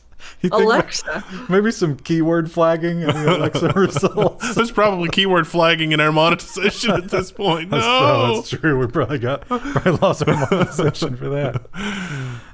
But I think people are making a little bit too much out of this because Alexa really is just like trying to find something online. Yeah. And that's a topic that has a wealth of online posted information, whether it's accurate or not. Although, to be fair, though, well, I mean, if you ask Alexa, it's like, hey, Alexa, what's going on with the White House? It's not going to give you the information on whitehouse.com. It's going to give you information about whitehouse.gov. Yeah. You think WhiteHouse.com has a lot of long articles that it can glean from text? There are no recognition? long articles on whitehouse.com. All right. That's all we've got. What do we got for Friday? Nonsense and whatever we didn't do yet. Security. Nonsense and security. Well, what you can buy the time from now until then by checking out that Linode link in the description below. And if you haven't already started on your Devember project, you need to. There's a lot of really good projects there. Have we got the Minecraft server up? The server is up. We were doing some last tests, but it'll probably be ready to announce the IP very soon. The thread is in the description below. We haven't talked about that at all. Do we want to announce it here? Yeah, we can. Why not? Krista. Well, I mean, Have we talked about it at all, or like I thought we kind of teased it already? We teased it a little. Yeah, it's kind of up to you. We haven't decided. We need to decide what we're going to give away. Yeah. Well, It's a surprise. yeah, we're doing a Minecraft server and Some doing random crap that's laying around. Sorry. For the month of December, or the majority of December, maybe not like the first day, but probably the third or fourth and on. And it's going to be a Minecraft server. Now, Krista, you have not. Why don't you just give us like 5 bullet points, or ever how many you feel you need, of what you're looking for in terms of how people can win these random prizes we haven't announced yet. Okay. Well, we talked about this a little bit on Twitch. I like just about any kind of build. I like ones that work with the environment. Well, yeah, I think you're getting ahead of yourself here. They need to build a structure. Yes, it's a building contest. You can build whatever you want. I don't know. Just be creative. Do what you feel. Make it pop, which is not good advice if you work in the creative. You know what you should say here, Krista? I'll know it when I see it. I'll murder you all. I like stuff that works with the environment instead of just completely like flattening a whole section. If you can work with like the natural build materials of the biome you're in, I think that's cool. Hidden bases that like you have to do some kind of like cool redstone trickery to get into, also cool. I don't know. The limit is your imagination. So we have we have an anti-griefing mod on there, and so if you don't know how all that works, I'm sure somebody on the forum will help you.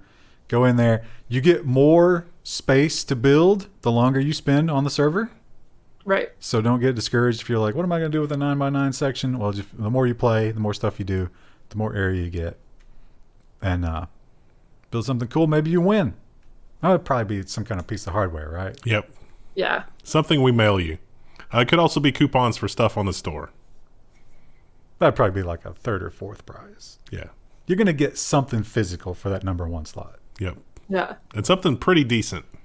Not a 3080 or any modern GPU. You know, she's fighting me on it, but I'm lobbying for a little bit of Krista bathwater. For what? Nothing. You cut out. I didn't hear what you said. I didn't say anything. Krista, what were you gonna say? Krista, why don't you give us an involuntary e-girl goodbye? Oh no. Re-girl. That's what I am. I'm a re-girl. It's a different kind of thing. Well, it's the calendar, the Girls on the Spectrum calendar. Yeah, we should do a level 1 calendar one year. I'll still put that out there. All right. See you Friday. Bye. Hello. Today is December 4th, and we're doing security and nonsense. Another day closer to Christmas. Do you have your little calendar? Now it's time to eat your piece of chocolate. Do you have one of those? You know what, you should get one of those, and every day the dog gets something. Oh, that would be cute. I bet they make those. I used to do that when I was a kid. My Oma would always send me one. Why did she stop? She doesn't love you anymore. I'm an adult now. No, it's because she doesn't love you anymore. I can buy my own advent calendar. Well, you know who else can buy their own advent calendars, although they probably don't celebrate that holiday? It's the Chinese government, because they have suddenly a little extra pocket money based on some raids they did a while back. The U.S. government also did this just recently. It seems like all the big crypto things that happened back in the day are all of a sudden getting cashed out. Might have something to do with those all-time high Bitcoin prices. Chinese police have seized 4.2 billion in cryptos from PlusToken Ponzi crackdown. So this article refers to this as a Ponzi scheme. It doesn't actually explain exactly how it was a Ponzi scheme, but this seemed like an arbitrage platform, or it billed itself as an arbitrage platform for cryptocurrencies. So you could, bet on a currency getting worse or better over time. And of course, the big question, what's going to happen to all that money? The seized digital currencies processed pursuant to the laws and proceeds will be forfeited to the National Treasury. So if you were, victimized by this Ponzi scheme and you had deposited a couple of Bitcoin, you just lose that. No, you happily donate it to the richest of the nation. Yeah. See, that's why I have a problem with this. They're calling it a Ponzi scheme. But if it's a Ponzi scheme, why don't they refund the victim's money? Now, this happened a while back. So they may very well have refunded the victim's money at And still had that time $4.2 billion left over. because the appreciation is so insane. Yeah. I don't think they did that though. Remember the Silk Road stuff? They got like $1 billion from that, right? Yeah, well, that was just proceeds from, like, that was Silk Road's cut of. But I'm saying it wasn't $1 billion when they seized it. Oh yeah, And no. I don't think this was either. Yeah. Now, we talk a lot about all these security problems, and for the most part, most people aren't ever going to come into the crosshairs of the really complicated ones. But if you climb that corporate ladder a little bit, all of a sudden you're a more interesting target. A hacker is selling access to email accounts of hundreds of C-level executives. Access is sold for between $100 and $1,500 per account, depending on the company size and executive's role. So yeah, if you're some kind of executive, maybe some kind of middle manager or something, you're important, but you're not that important, and maybe you're not quite so smart as the guys in the corner offices. Maybe you'll click on a little link that comes in your email, and guess what? Burp. It's $1,500. Game over. Your corporate security team did not catch it. No. And you will be let go in the next downsizing. Yeah. Poor guys. Now, this is something that comes up over and over. Of course, there was the one. Where was the one? It was over in like the Europe somewhere. Ex-Soviet, one of those ex-Soviet nations, right? Can't remember which one it was. I don't remember. Their hospital was completely shut down. There was a woman who died en route to a replacement hospital. They reclassified that as not actually related to the cryptocurrency. There was no saving her one way or the other. Really? Yeah. Still not a good precedent to set. Not a good precedent to set, no. I'm surprised they didn't chalk that one up to the pandemic as well. But here is another instance of what happens, and we think about like emergency room, right? That's the obvious one. That's how people are going to die. But what about a chemotherapy center? Yeah. Patients at a Vermont hospital are left in the dark after cyber attack. Oh, you've shown up for your scheduled surgery? We can't do it. You need chemo today? Sorry, not happening. So literally people were showing up and they're like, no, I need this. I'm not going to survive cancer unless you kill it inside of me. Please do that. And they said, I'm sorry, because chemotherapy is a very highly calibrated thing. I mean, you are poisoning someone. And so you have to poison them the exact amount, just enough poison. And humans calculating that could easily make a lethal mistake. Yes. So ransomware. We need your patient file. Do you happen to have a copy of that? No. Well, let's not do the treatment today. Now, will the powers that be go so far as to say that, like, how many levels of separation are there? If you take down the chemotherapy center, which loses the records, which can't give the chemotherapy, which then in 2 years results in a cancer death, is that a crime? Is that a murder? Yeah, that's probably murder. Yeah. I guess we'll see. I don't know if it's a murder or not, but it is a horrible human being Some kind of horrible negligence. that probably should be removed from the earth in some way or another. Microsoft. So we've seen the rise with everyone working from home. Companies want more and more to surveil their workforce, make sure that they are doing what they say they are doing. Microsoft has one of the less intrusive tools for doing that, but it is ubiquitous because almost everybody uses their service. Microsoft Productivity Score feature criticized as workplace surveillance. The tool allows managers to use Microsoft 365 to track their employees' activity. You know, how much screen time, how much was active, what time were they idle, what time did they get there, what time did they leave. I really don't think Microsoft thought this through when they turned it on, because they just randomly turned it on right before the Thanksgiving holiday. They were like, this feature's done, everybody check it out. And it was like, wait, this seems like this could have really dark applications. But I don't even think it's what you're describing. I think it measures more how many emails you sent, how much time you spend in meetings. There's a dashboard that will let you drill down into like really minute detail if you want to. Really? Yeah. But I would argue, like the metrics they talked about, which was sending emails and attending online meetings, that's the least effective workers that you have. Yeah. Yeah.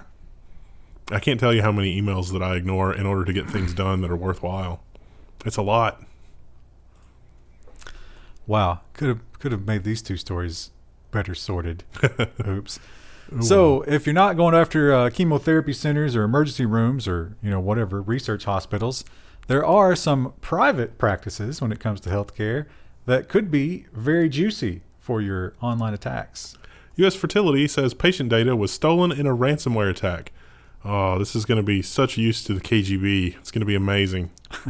We'll cross-reference this database with, anybody else and the instant leverage. I got no feelings of sympathy for anybody undergoing fertility treatment.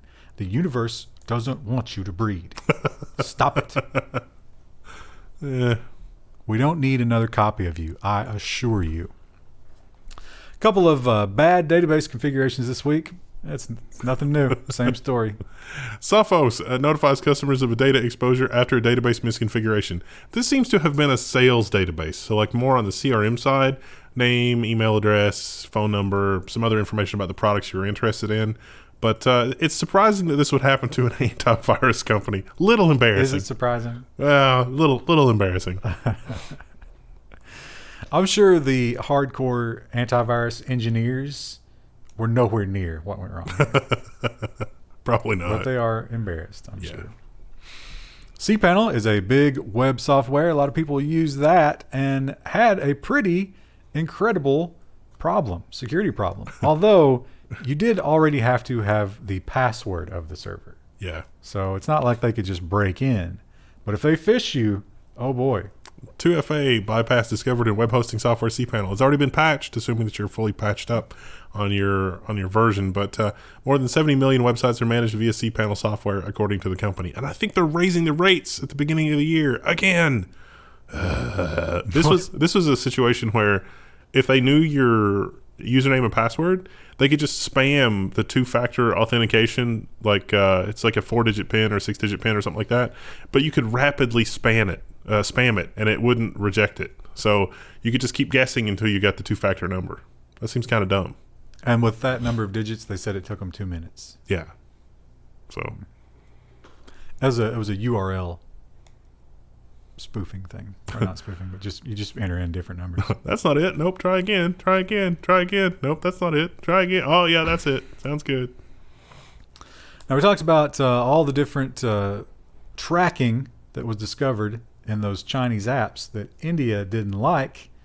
I imagine that they looked at this headline as they made that decision. Baidu's Android apps, all of them, collecting sensitive user details. Data collection issue identified in Baidu Maps and Baidu Search Box. Both apps were removed from the Play Store in October 2020 after a Google investigation, with Baidu Search Box making a comeback last week.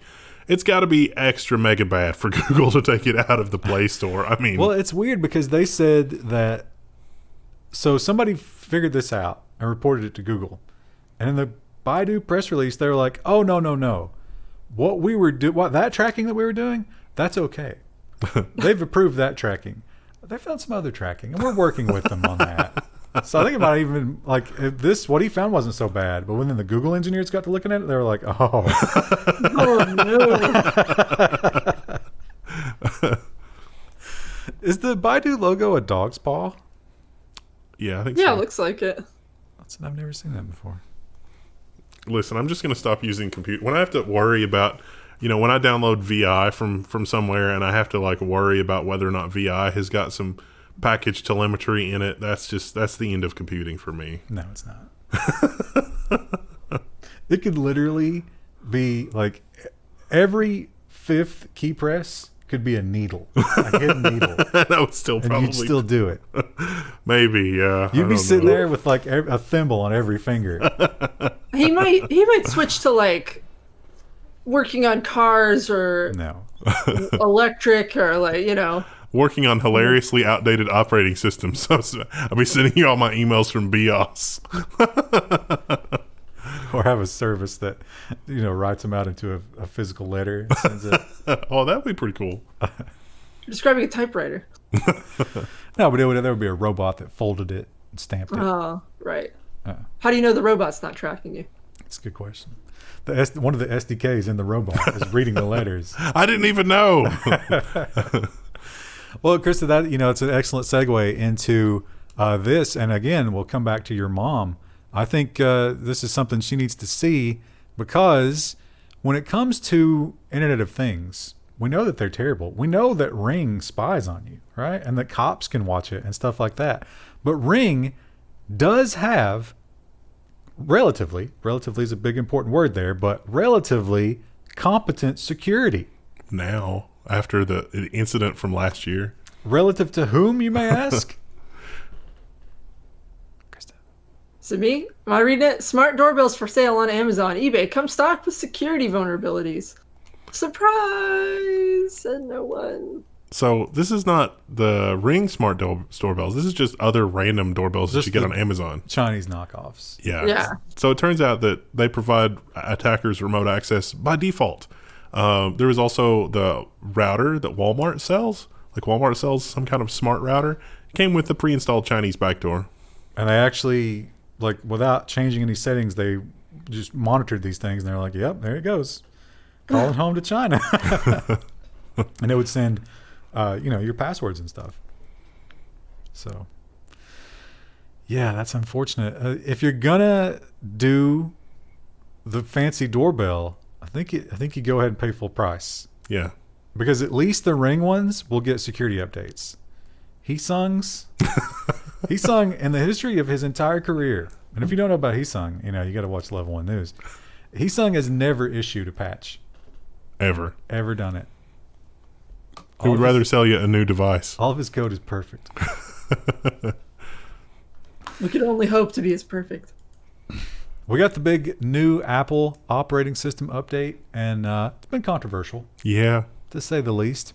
The big story was the M1, but perhaps the bigger story is the changes they made under the hood in terms of the operating system, one of which is how did the engineering team go back to management and they were like, guys, listen. We can't do this. I know you really want this, but like, seriously, you don't understand how stupid this is.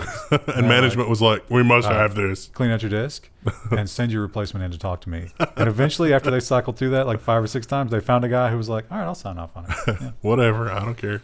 Apple lets some Big Sur network traffic bypass firewalls. Firewalls are 100% blind to about 50 Apple apps and processes under an undocumented change. So this attacker showed how he could use Apple's actual apps to bypass the firewall completely.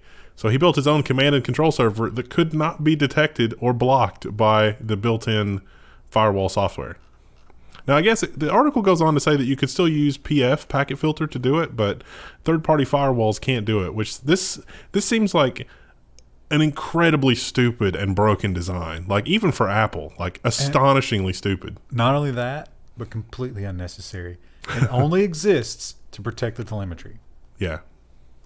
I love that the firewall is on fire in this graph. Yeah. It illustrates the point. But it's super easy to have Apple's apps participate in your command and control server, so it'll never be blocked by any third-party firewall except for PF. But nobody understands PF. That doesn't count. So yeah, enjoy that. I don't know how I don't think the algorithm will understand the slight difference here if we say this word. I don't think YouTube cares if you say this right. Yeah, they do. That's part of the advertiser friendly. I think you can get away with maybe like 1 or 2. We're transitioning into the nonsense section. So yeah.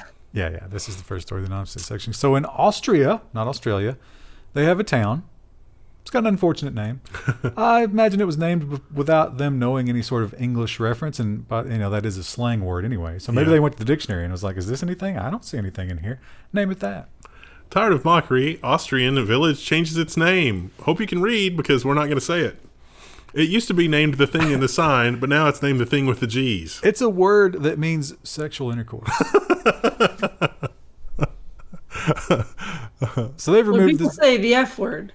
It's the only word you ever think. No, it's not, because now we have the new F word, which you're not allowed to say. Super science fiction nerds will be like, frack? Share some letters. So yeah, they now I think this is a stupid move because they had tourists literally coming to their little it's a little nowhere town.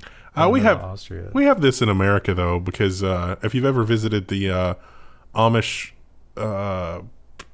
hamlet in Pennsylvania, it's called Paradise, but it's between Bird in Hand and Blue Ball. There's also a hell. Nah.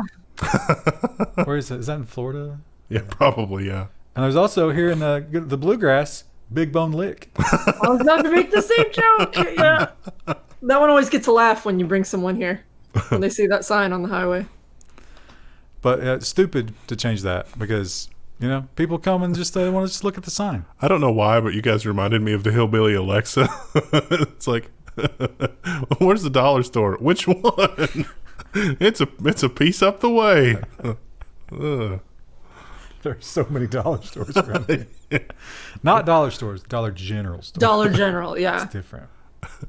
Not everything inside the Dollar General. For those of you who are not Americans, or at least our little section of America, not Rural everything America. inside of a Dollar General store costs $1.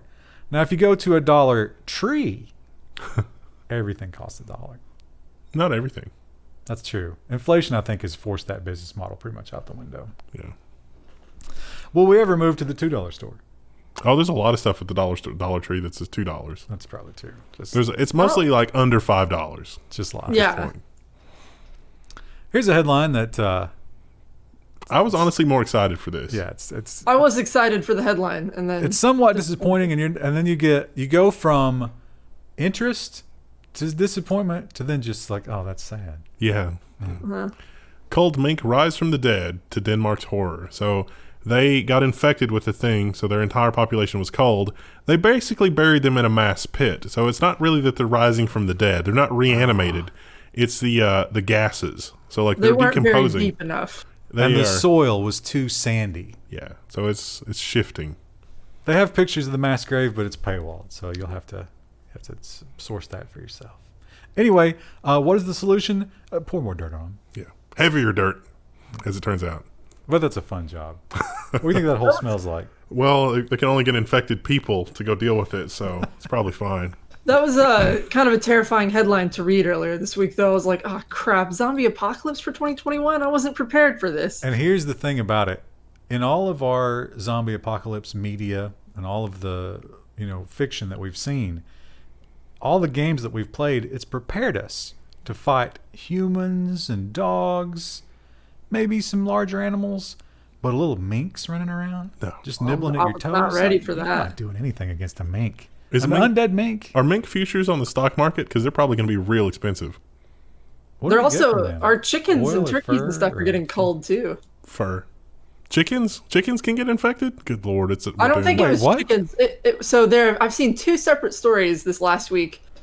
And I think one might have been chickens and one might have been turkeys. And it was in Europe. It's a new type of bird flu. Oh. Yeah. Sponsored. So they're assuming, I think, at this point that it's not really dangerous to humans, but it is taking out a lot of the food production facilities in some places. So that's Sponsored not by the good. American Beef Council. Yeah. Pork, the other white meat. Pork, the only safe meat. That's a turnabout given the historical situation here. And so there's actually an update to this story, but I still have not seen what it was. It's gone. Just that now it's gone. Utah helicopter crew discovers mysterious metal monolith deep in the desert, but not before a couple of hikers could make their way there and take some more pictures, and also internet sleuths figured out where it was immediately.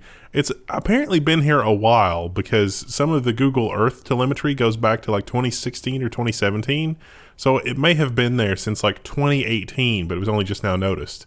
But it has now also disappeared except for the very bottom of it, which remained. Which, that's a decent piece of equipment to cut that. No, it looks like it was just removed. So the close-ups of it have little rivet marks and stuff. It looks like it was just sheet stainless on like a hollow thing. So you could probably have gotten that in there with a truck. Oh, so it wasn't solid. Disappointing. Yeah, I'm pretty sure it's an art project that someone, dumped out in the desert as like, Years ago. If I'm Yeah. going to pledge my soul to an obelisk, it has to be solid. Even some of the airlines got into it. I think Southwest posted a picture on it, and they had labeled it like gates, 20 through 21 this way and gates like 0 through 17 that way because it looked like an airport marker. It's kind of funny. What a weird thing to associate with. Of course, everybody made the movie reference for whatchamacallit, 10,000? 2001. Yeah, 2001. Almost said 10,000 BC, which was not the correct movie. The now I did not realize Operation Santa. Were you guys familiar with that? Mm-hmm. So apparently, I'll fill you in if you guys don't know about it. If you write a letter to Santa, the U.S. Postal Service will actually collect those and match you up with an anonymous donor who can then get your letter, read it, and possibly send you what you asked Santa for in your letter. Now, obviously, 2020 is a special kind of year, so the program's changing a little bit. U.S. Postal Service Operation Santa letter campaign goes digital in its 108th year. So you don't need to physically mail a letter anymore. There's a website. I think you can still send a physical letter, though. So if you address your letter, they give the address. It's like 8888 zip code or something like that. Oh, yeah, here we go. Santa Claus, 123 Alpha Road, North Pole, 88888. I like Apple's address a lot better. One infinite loop. So, yeah. Or you can read the letters to Santa. Oh, that seems like a privacy violation. Dear Santa, do you make ATVs in the North Pole? Say yes or no. Dear P.S. Santa, please make Daddy stop hitting me. ATVs? Wow, that's a kid with some balls, right? Can I have this same letter by next week? PPS, can you answer yes or no? I made that for you to answer. Love, Preston. What a just piece of garbage Preston is. Look, here, I'll send you the URL if you want to look at it. I'm not giving Preston any more coverage. More airtime. ATV. What kind of rich piece of garbage is Preston? Henry wants a video game and a remote control truck. He didn't clarify what kind of video game? He just said video game. What if Santa gets him one of those little, like, those old LCD... The little football game. It's only got like 4 segments, and Tiger. it's like, I don't know what's happening Tiger here. Electronics. Does Tiger still make those things? Probably. No. Chat, if you can find Tiger Electronics. This one's sweet. Alex just wants to see you for Christmas. Oh. At Christmas Eve. The one thing that cannot be satisfied. Yeah. Well, I could come visit you, but then the universe would implode. Sorry. Santa has COVID. He can't do that.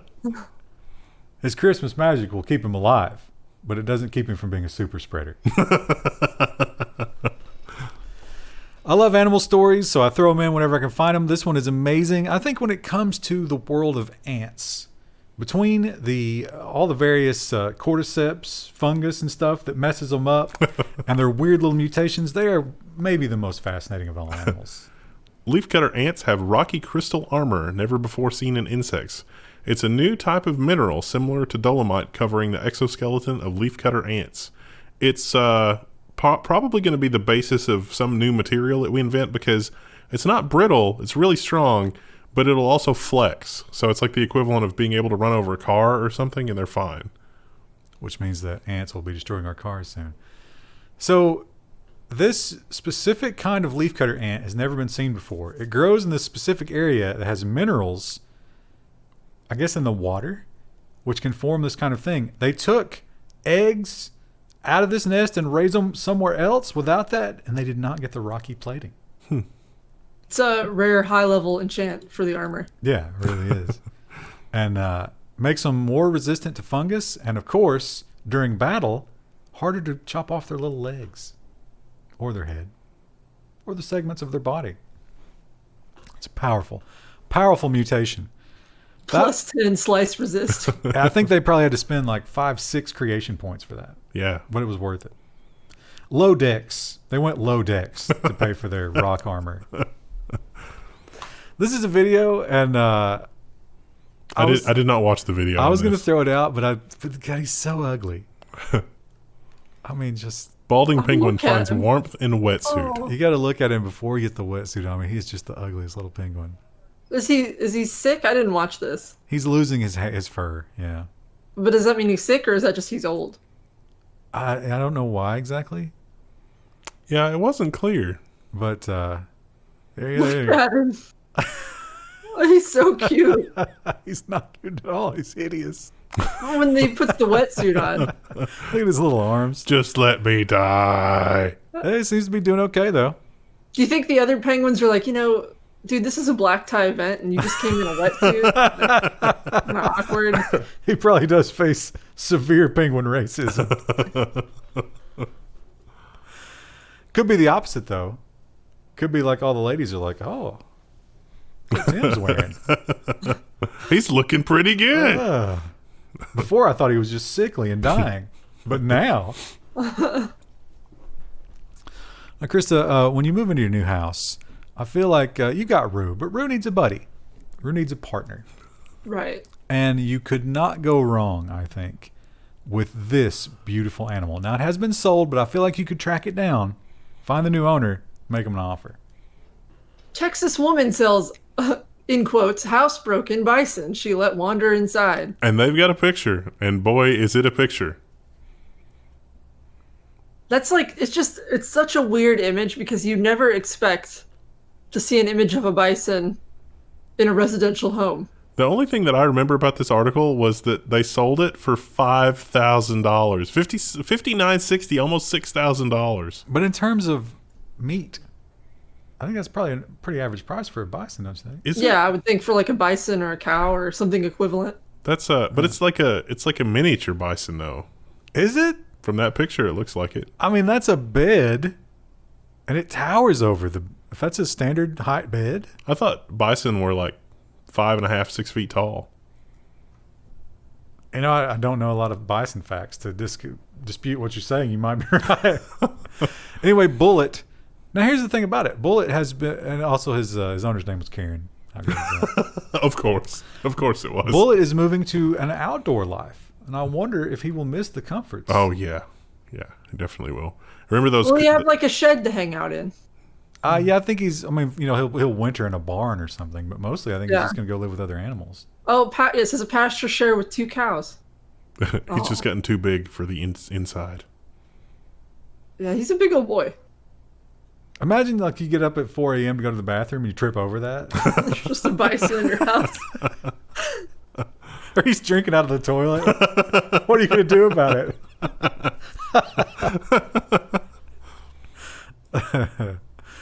I think about that. There's a YouTube channel I watch where they have a puma and a cheetah at their house. And it's like, what do you do if they have this little tiny fence? It's probably an 8-foot fence surrounding their property.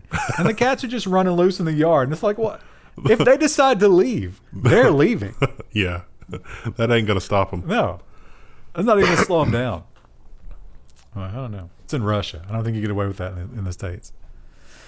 Now, this one, this is interesting because we have almost every week. Have we missed a week yet for the Zoom embarrassment No. thing? I don't think so. There's always somebody naked or having sex or doing something on Zoom that they're not supposed to be doing. Now, in this case, I feel like this is one of the most innocent ones we've ever seen. Yeah, Yeah. and they still made her resign. And they made her into a monster. And I think Really? it's because she's like real right wing. Yeah, I think that's And what all happened. the other people in this New Jersey school board were like, "Oh, we gotta destroy her," but she just made an honest mistake. I feel like. Yeah. Bare bottom, NJ school board member out after bathroom trip with camera on. So she thought she turned the camera off. No, she just minimized it. She didn't actually close it. And she went to the bathroom, and that's all it was. Yeah, just went to take a quick squirt. Embarrassing, sure. I don't think it number rises one to or the number level. two. I think that changes the scope of the punishment. Well, you know, I don't know. But here's the quote from the people who got rid of her, which, like, in any other scenario, I feel like this is monstrous, right? And even in this scenario. You need to go. We're here to try to get work done while you're sitting on the toilet. It's like, well, you know, pandemic. Mistakes were made. I don't know what you want. You know what? That goes in the category of quotes accidentally attributed to Jeff Bezos.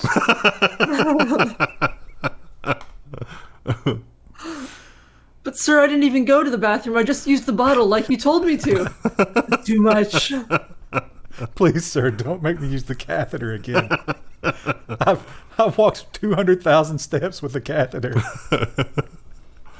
I mean, it would be different if she was on some sort of technology board or something, and it's like, oh, the technology board person doesn't know how to use Zoom. And it's like, But also, this is a restricted access meeting. They do not have VODs of the meeting. There's no public record. There's no children. It's other. Well, then who education. cares? I mean, it's kind of gross, but who cares? Like, Or just look away. Yeah. Was this the first time this happened? Yes. All right. Well, let's just never speak of this again. But Problem they solved. maximized it, and they're like, "Oh, what is she doing?" And then, like, they zoomed in on it. Now, she might be a bit of an asshole because they did show that she was very vocal about anti-LGBTQ type of stuff. But sometimes that goes too far as well. And it's just like, you know what? How about we not sexualize the kids? How about we wait till high school to tell them about transition surgery and all that stuff? And that's like not allowed anymore. So there's more to that story. But just your weekly reminder, if you're on a Zoom call, just hold it in, if at all possible. And don't have sex. This, I knew that you would love this story, Wendell. I do not believe this man what he said about it. He could have zoned out. I mean, it's possible. Oh, no. He desperately loves this attention.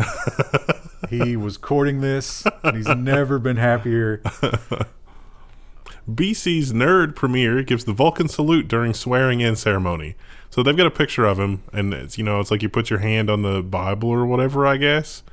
And he's just like, I mean, it is kind of limp-handed. Like, it's not, like, the Vulcan salute is definitely, like, flat hand, like, and he's just kind of like, Spock would just, like, backhand him. Yeah. It's like, what are you doing? Spock would backhand him with the split hand Now, to leave the mark. Now, what's funny, though, is the Vulcan salute is actually, like, a salute that happens during a Jewish ceremony. So he's probably, like, that could have gone a lot worse for him if he did that intentionally. They could have, it's like, what are you doing? Is this some sort of anti-Semitic thing that you're doing because you're not Jewish? It's like, no, it's the Star Trek thing. It's weird how all the old fiction pulled from Jewish religion for their weird stuff. Like Superman, for example. And they were like, the whiteys will never figure this out. They'll think it's something I came up with. If you don't know, his name was Jewish. Kal-El. It's the son of God, right? Yeah. Or no. No? No. Or maybe it is. I don't know. Who knows? Engagement challenge. Yeah. Jewish engagement challenge. And we talked about Grimes earlier, although we didn't actually have the story, but that was not the only thing that she was in the news for. It was her free $90,000 from the Canadian government. She doesn't even live in Canada anymore, right? Yeah, I think she lives in the U.S. full time now. What a Jeez. weird oversight. But that's not the only thing she did. She is very popular on social media, as is her son, who is has the unpronounceable name. I think they just call him Kyle, right? I don't know. They call him what? Kyle. Really? Anyway, I'm not sure about that. Like punch drywall, Kyle. I don't know that reference. You've never? Oh, so like, it's funny, but there's like, how people say Karen for someone who's like overbearing and like exactly what kind of person you're talking about. When someone says a Kyle, that's like the guy who drinks Monster Energies, wears his cap backwards, and punches drywall at parties. Well, that's they probably took that from the Rittenhouse kid, right? I have no idea. No, that's been a thing that predates though. Like that okay. happened way before. Like people always talk, oh, don't be such a Kyle, you're ruining the party. Well, if this child is a Kyle, which I think is how they pronounce it, he will probably live up to that example. I think he will become a very emotionally disturbed young man based on his upbringing. Grimes treats her 6-month-old son, Kyle, to a bath rave for babies. He's tripping, the pop star said of her radical art-loving infant. The description of it makes it sound a little more benign. Yeah, like I was it sounds reading like the she's article. Just just playing with the kid in the bathtub Oh. and like had some glow sticks. Did they not embed the tweet here? It doesn't look like it. I didn't watch the tweet. Come on. Yeah. But yeah, she has some globes, battery-powered globes, which are glowing. Yeah, And she had a bunch of them, and they were like pushing them down in the water, and she was giving her kid a bath. yeah. She was giving her kid a bath like you would give a kid if you're a billionaire. Yeah, drugs were not involved as far as I could tell. Which was my expectation. It's like, oh, there's a rave. Oh, I don't know. Maybe not in the kids' bloodstream. It looks like they say Kyle's father is born more hands-off with his son's upbringing. In July, he told the Times, babies are just eating and pooping machines. Right now, there's not much I can do. How about help change a diaper or feed your son? Neither of them are changing diapers, Krista. Come on. Probably not. There are like 7 Guatemalans on that property who take care of all of the child. Oh, baby Kyle. Yeah. Engagement challenge. Are you on the staff? Are you watching this for the lulz? Let us know. Don't say if you are. They'll find out. Of all the weird things, though, that have happened around this baby since it's been born, like having a bath time rave, probably not the weirdest thing. Not strange. No, yeah, I mean, those little glow balls probably aren't that expensive. You could do that yourself if you wanted to. Yeah. You do kind of weird stuff like that with a kid, you know, you play with them and they love that kind of stuff. Give them bizarre names. Yeah. Hand them off to nannies. He can eventually fix that himself. Eventually. Yeah, I don't know. I don't want to crap on a poor kid who's going to have a hard enough life. I mean, he'll be a billionaire, but you know, it's going to be some mental issues there. And finally, this is one of the most disturbing social media stories I think I've ever read. It wasn't super disturbing. It depends on how your culture treats death. I find it very disturbing because this is the ultimate helplessness and a very proud man. Yeah. And now this is on his record. Diego Maradona's, is that how you say that? Maradona, yeah, something like that. He died. Funeral workers sacked for coffin selfies. So this is a famous person who died. This is in New Zealand. A soccer player. Yeah. Very good soccer player. Argentinian, they say. And so he died, and the funeral home, they prepped him, got him ready, and then they shot these pictures. Which, I mean, you know, it just depends on how you... It's not super respectful, but, I mean... But what does the thumbs up mean? Well, that's like, you know, when you take a picture with a famous person and you do like the... I guess. But it's weird that, like, if this was a family member, I wouldn't think anything of it, but it's kind of weird that it's an employee of the funeral home doing it. Well, it was... It's unprofessional, I guess you could say. It was the owner and his son and another employee, 2 separate pictures. Now, the owner has said... And if you look at the context of this picture, he might be telling the truth, but he said that he was like tending to the guy and somebody said something and he looked up and that's when the picture on the right was snapped. And he was like, no, I didn't post it. I didn't know about it. I didn't plan for it. I don't want anything to do with it. Some of those funeral home folks do get kind of jaded to death. Oh, I mean, you have the gallows humor. Yeah. To everybody who loved this guy, this was this momentous occasion. To this guy, it was Thursday. Yeah. And he had chicken salad for lunch and he was really looking forward to it. And he's totally, I mean, how can you can't live your life without building that callus. Yeah. So not really a big deal, but a lot of people made a big deal about it. Maybe if you're a New Zealand native, you can be like, oh, I saw that. This guy was so beloved that they're now getting death threats and they are thinking about kicking him out of the consortium of funeral homes.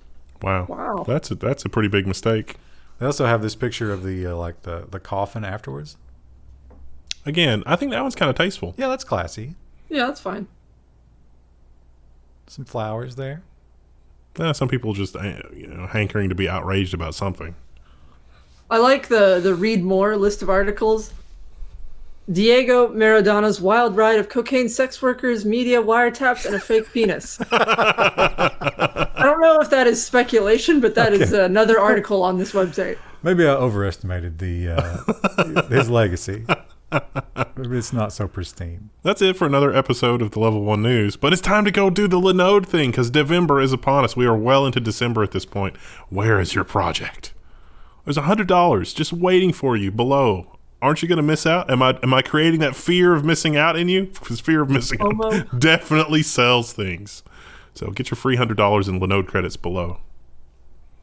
Appreciate it. Maybe you could make a memorial website for Diego. And watch out for the Minecraft server hosted on Linode. Oh yeah, there's a link for that as well. If you are not a technical kind of person, you're one of Krista's kind of people. Ooh, you're artsy. Well, how artsy are you? Can you create something that will impress her? And I can tell you right now, she has soundly criticized my Minecraft house. I did. We were testing the griefing thing, and he built a house, and it was garbage, chat. I'm just trying to get the creepers to not blow up in my face. They go in I went in creative mode to build a little spawn area, but Yeah, well, she cheats. I won't be cheating when we actually start playing. I'll be back in regular mode. But We have started playing, Krista. You're not thinking fourth dimensionally. oh yeah, we are already playing. It's in the future. It's definitely not Monday when we're recording this. All right. Bye, See you chat. later.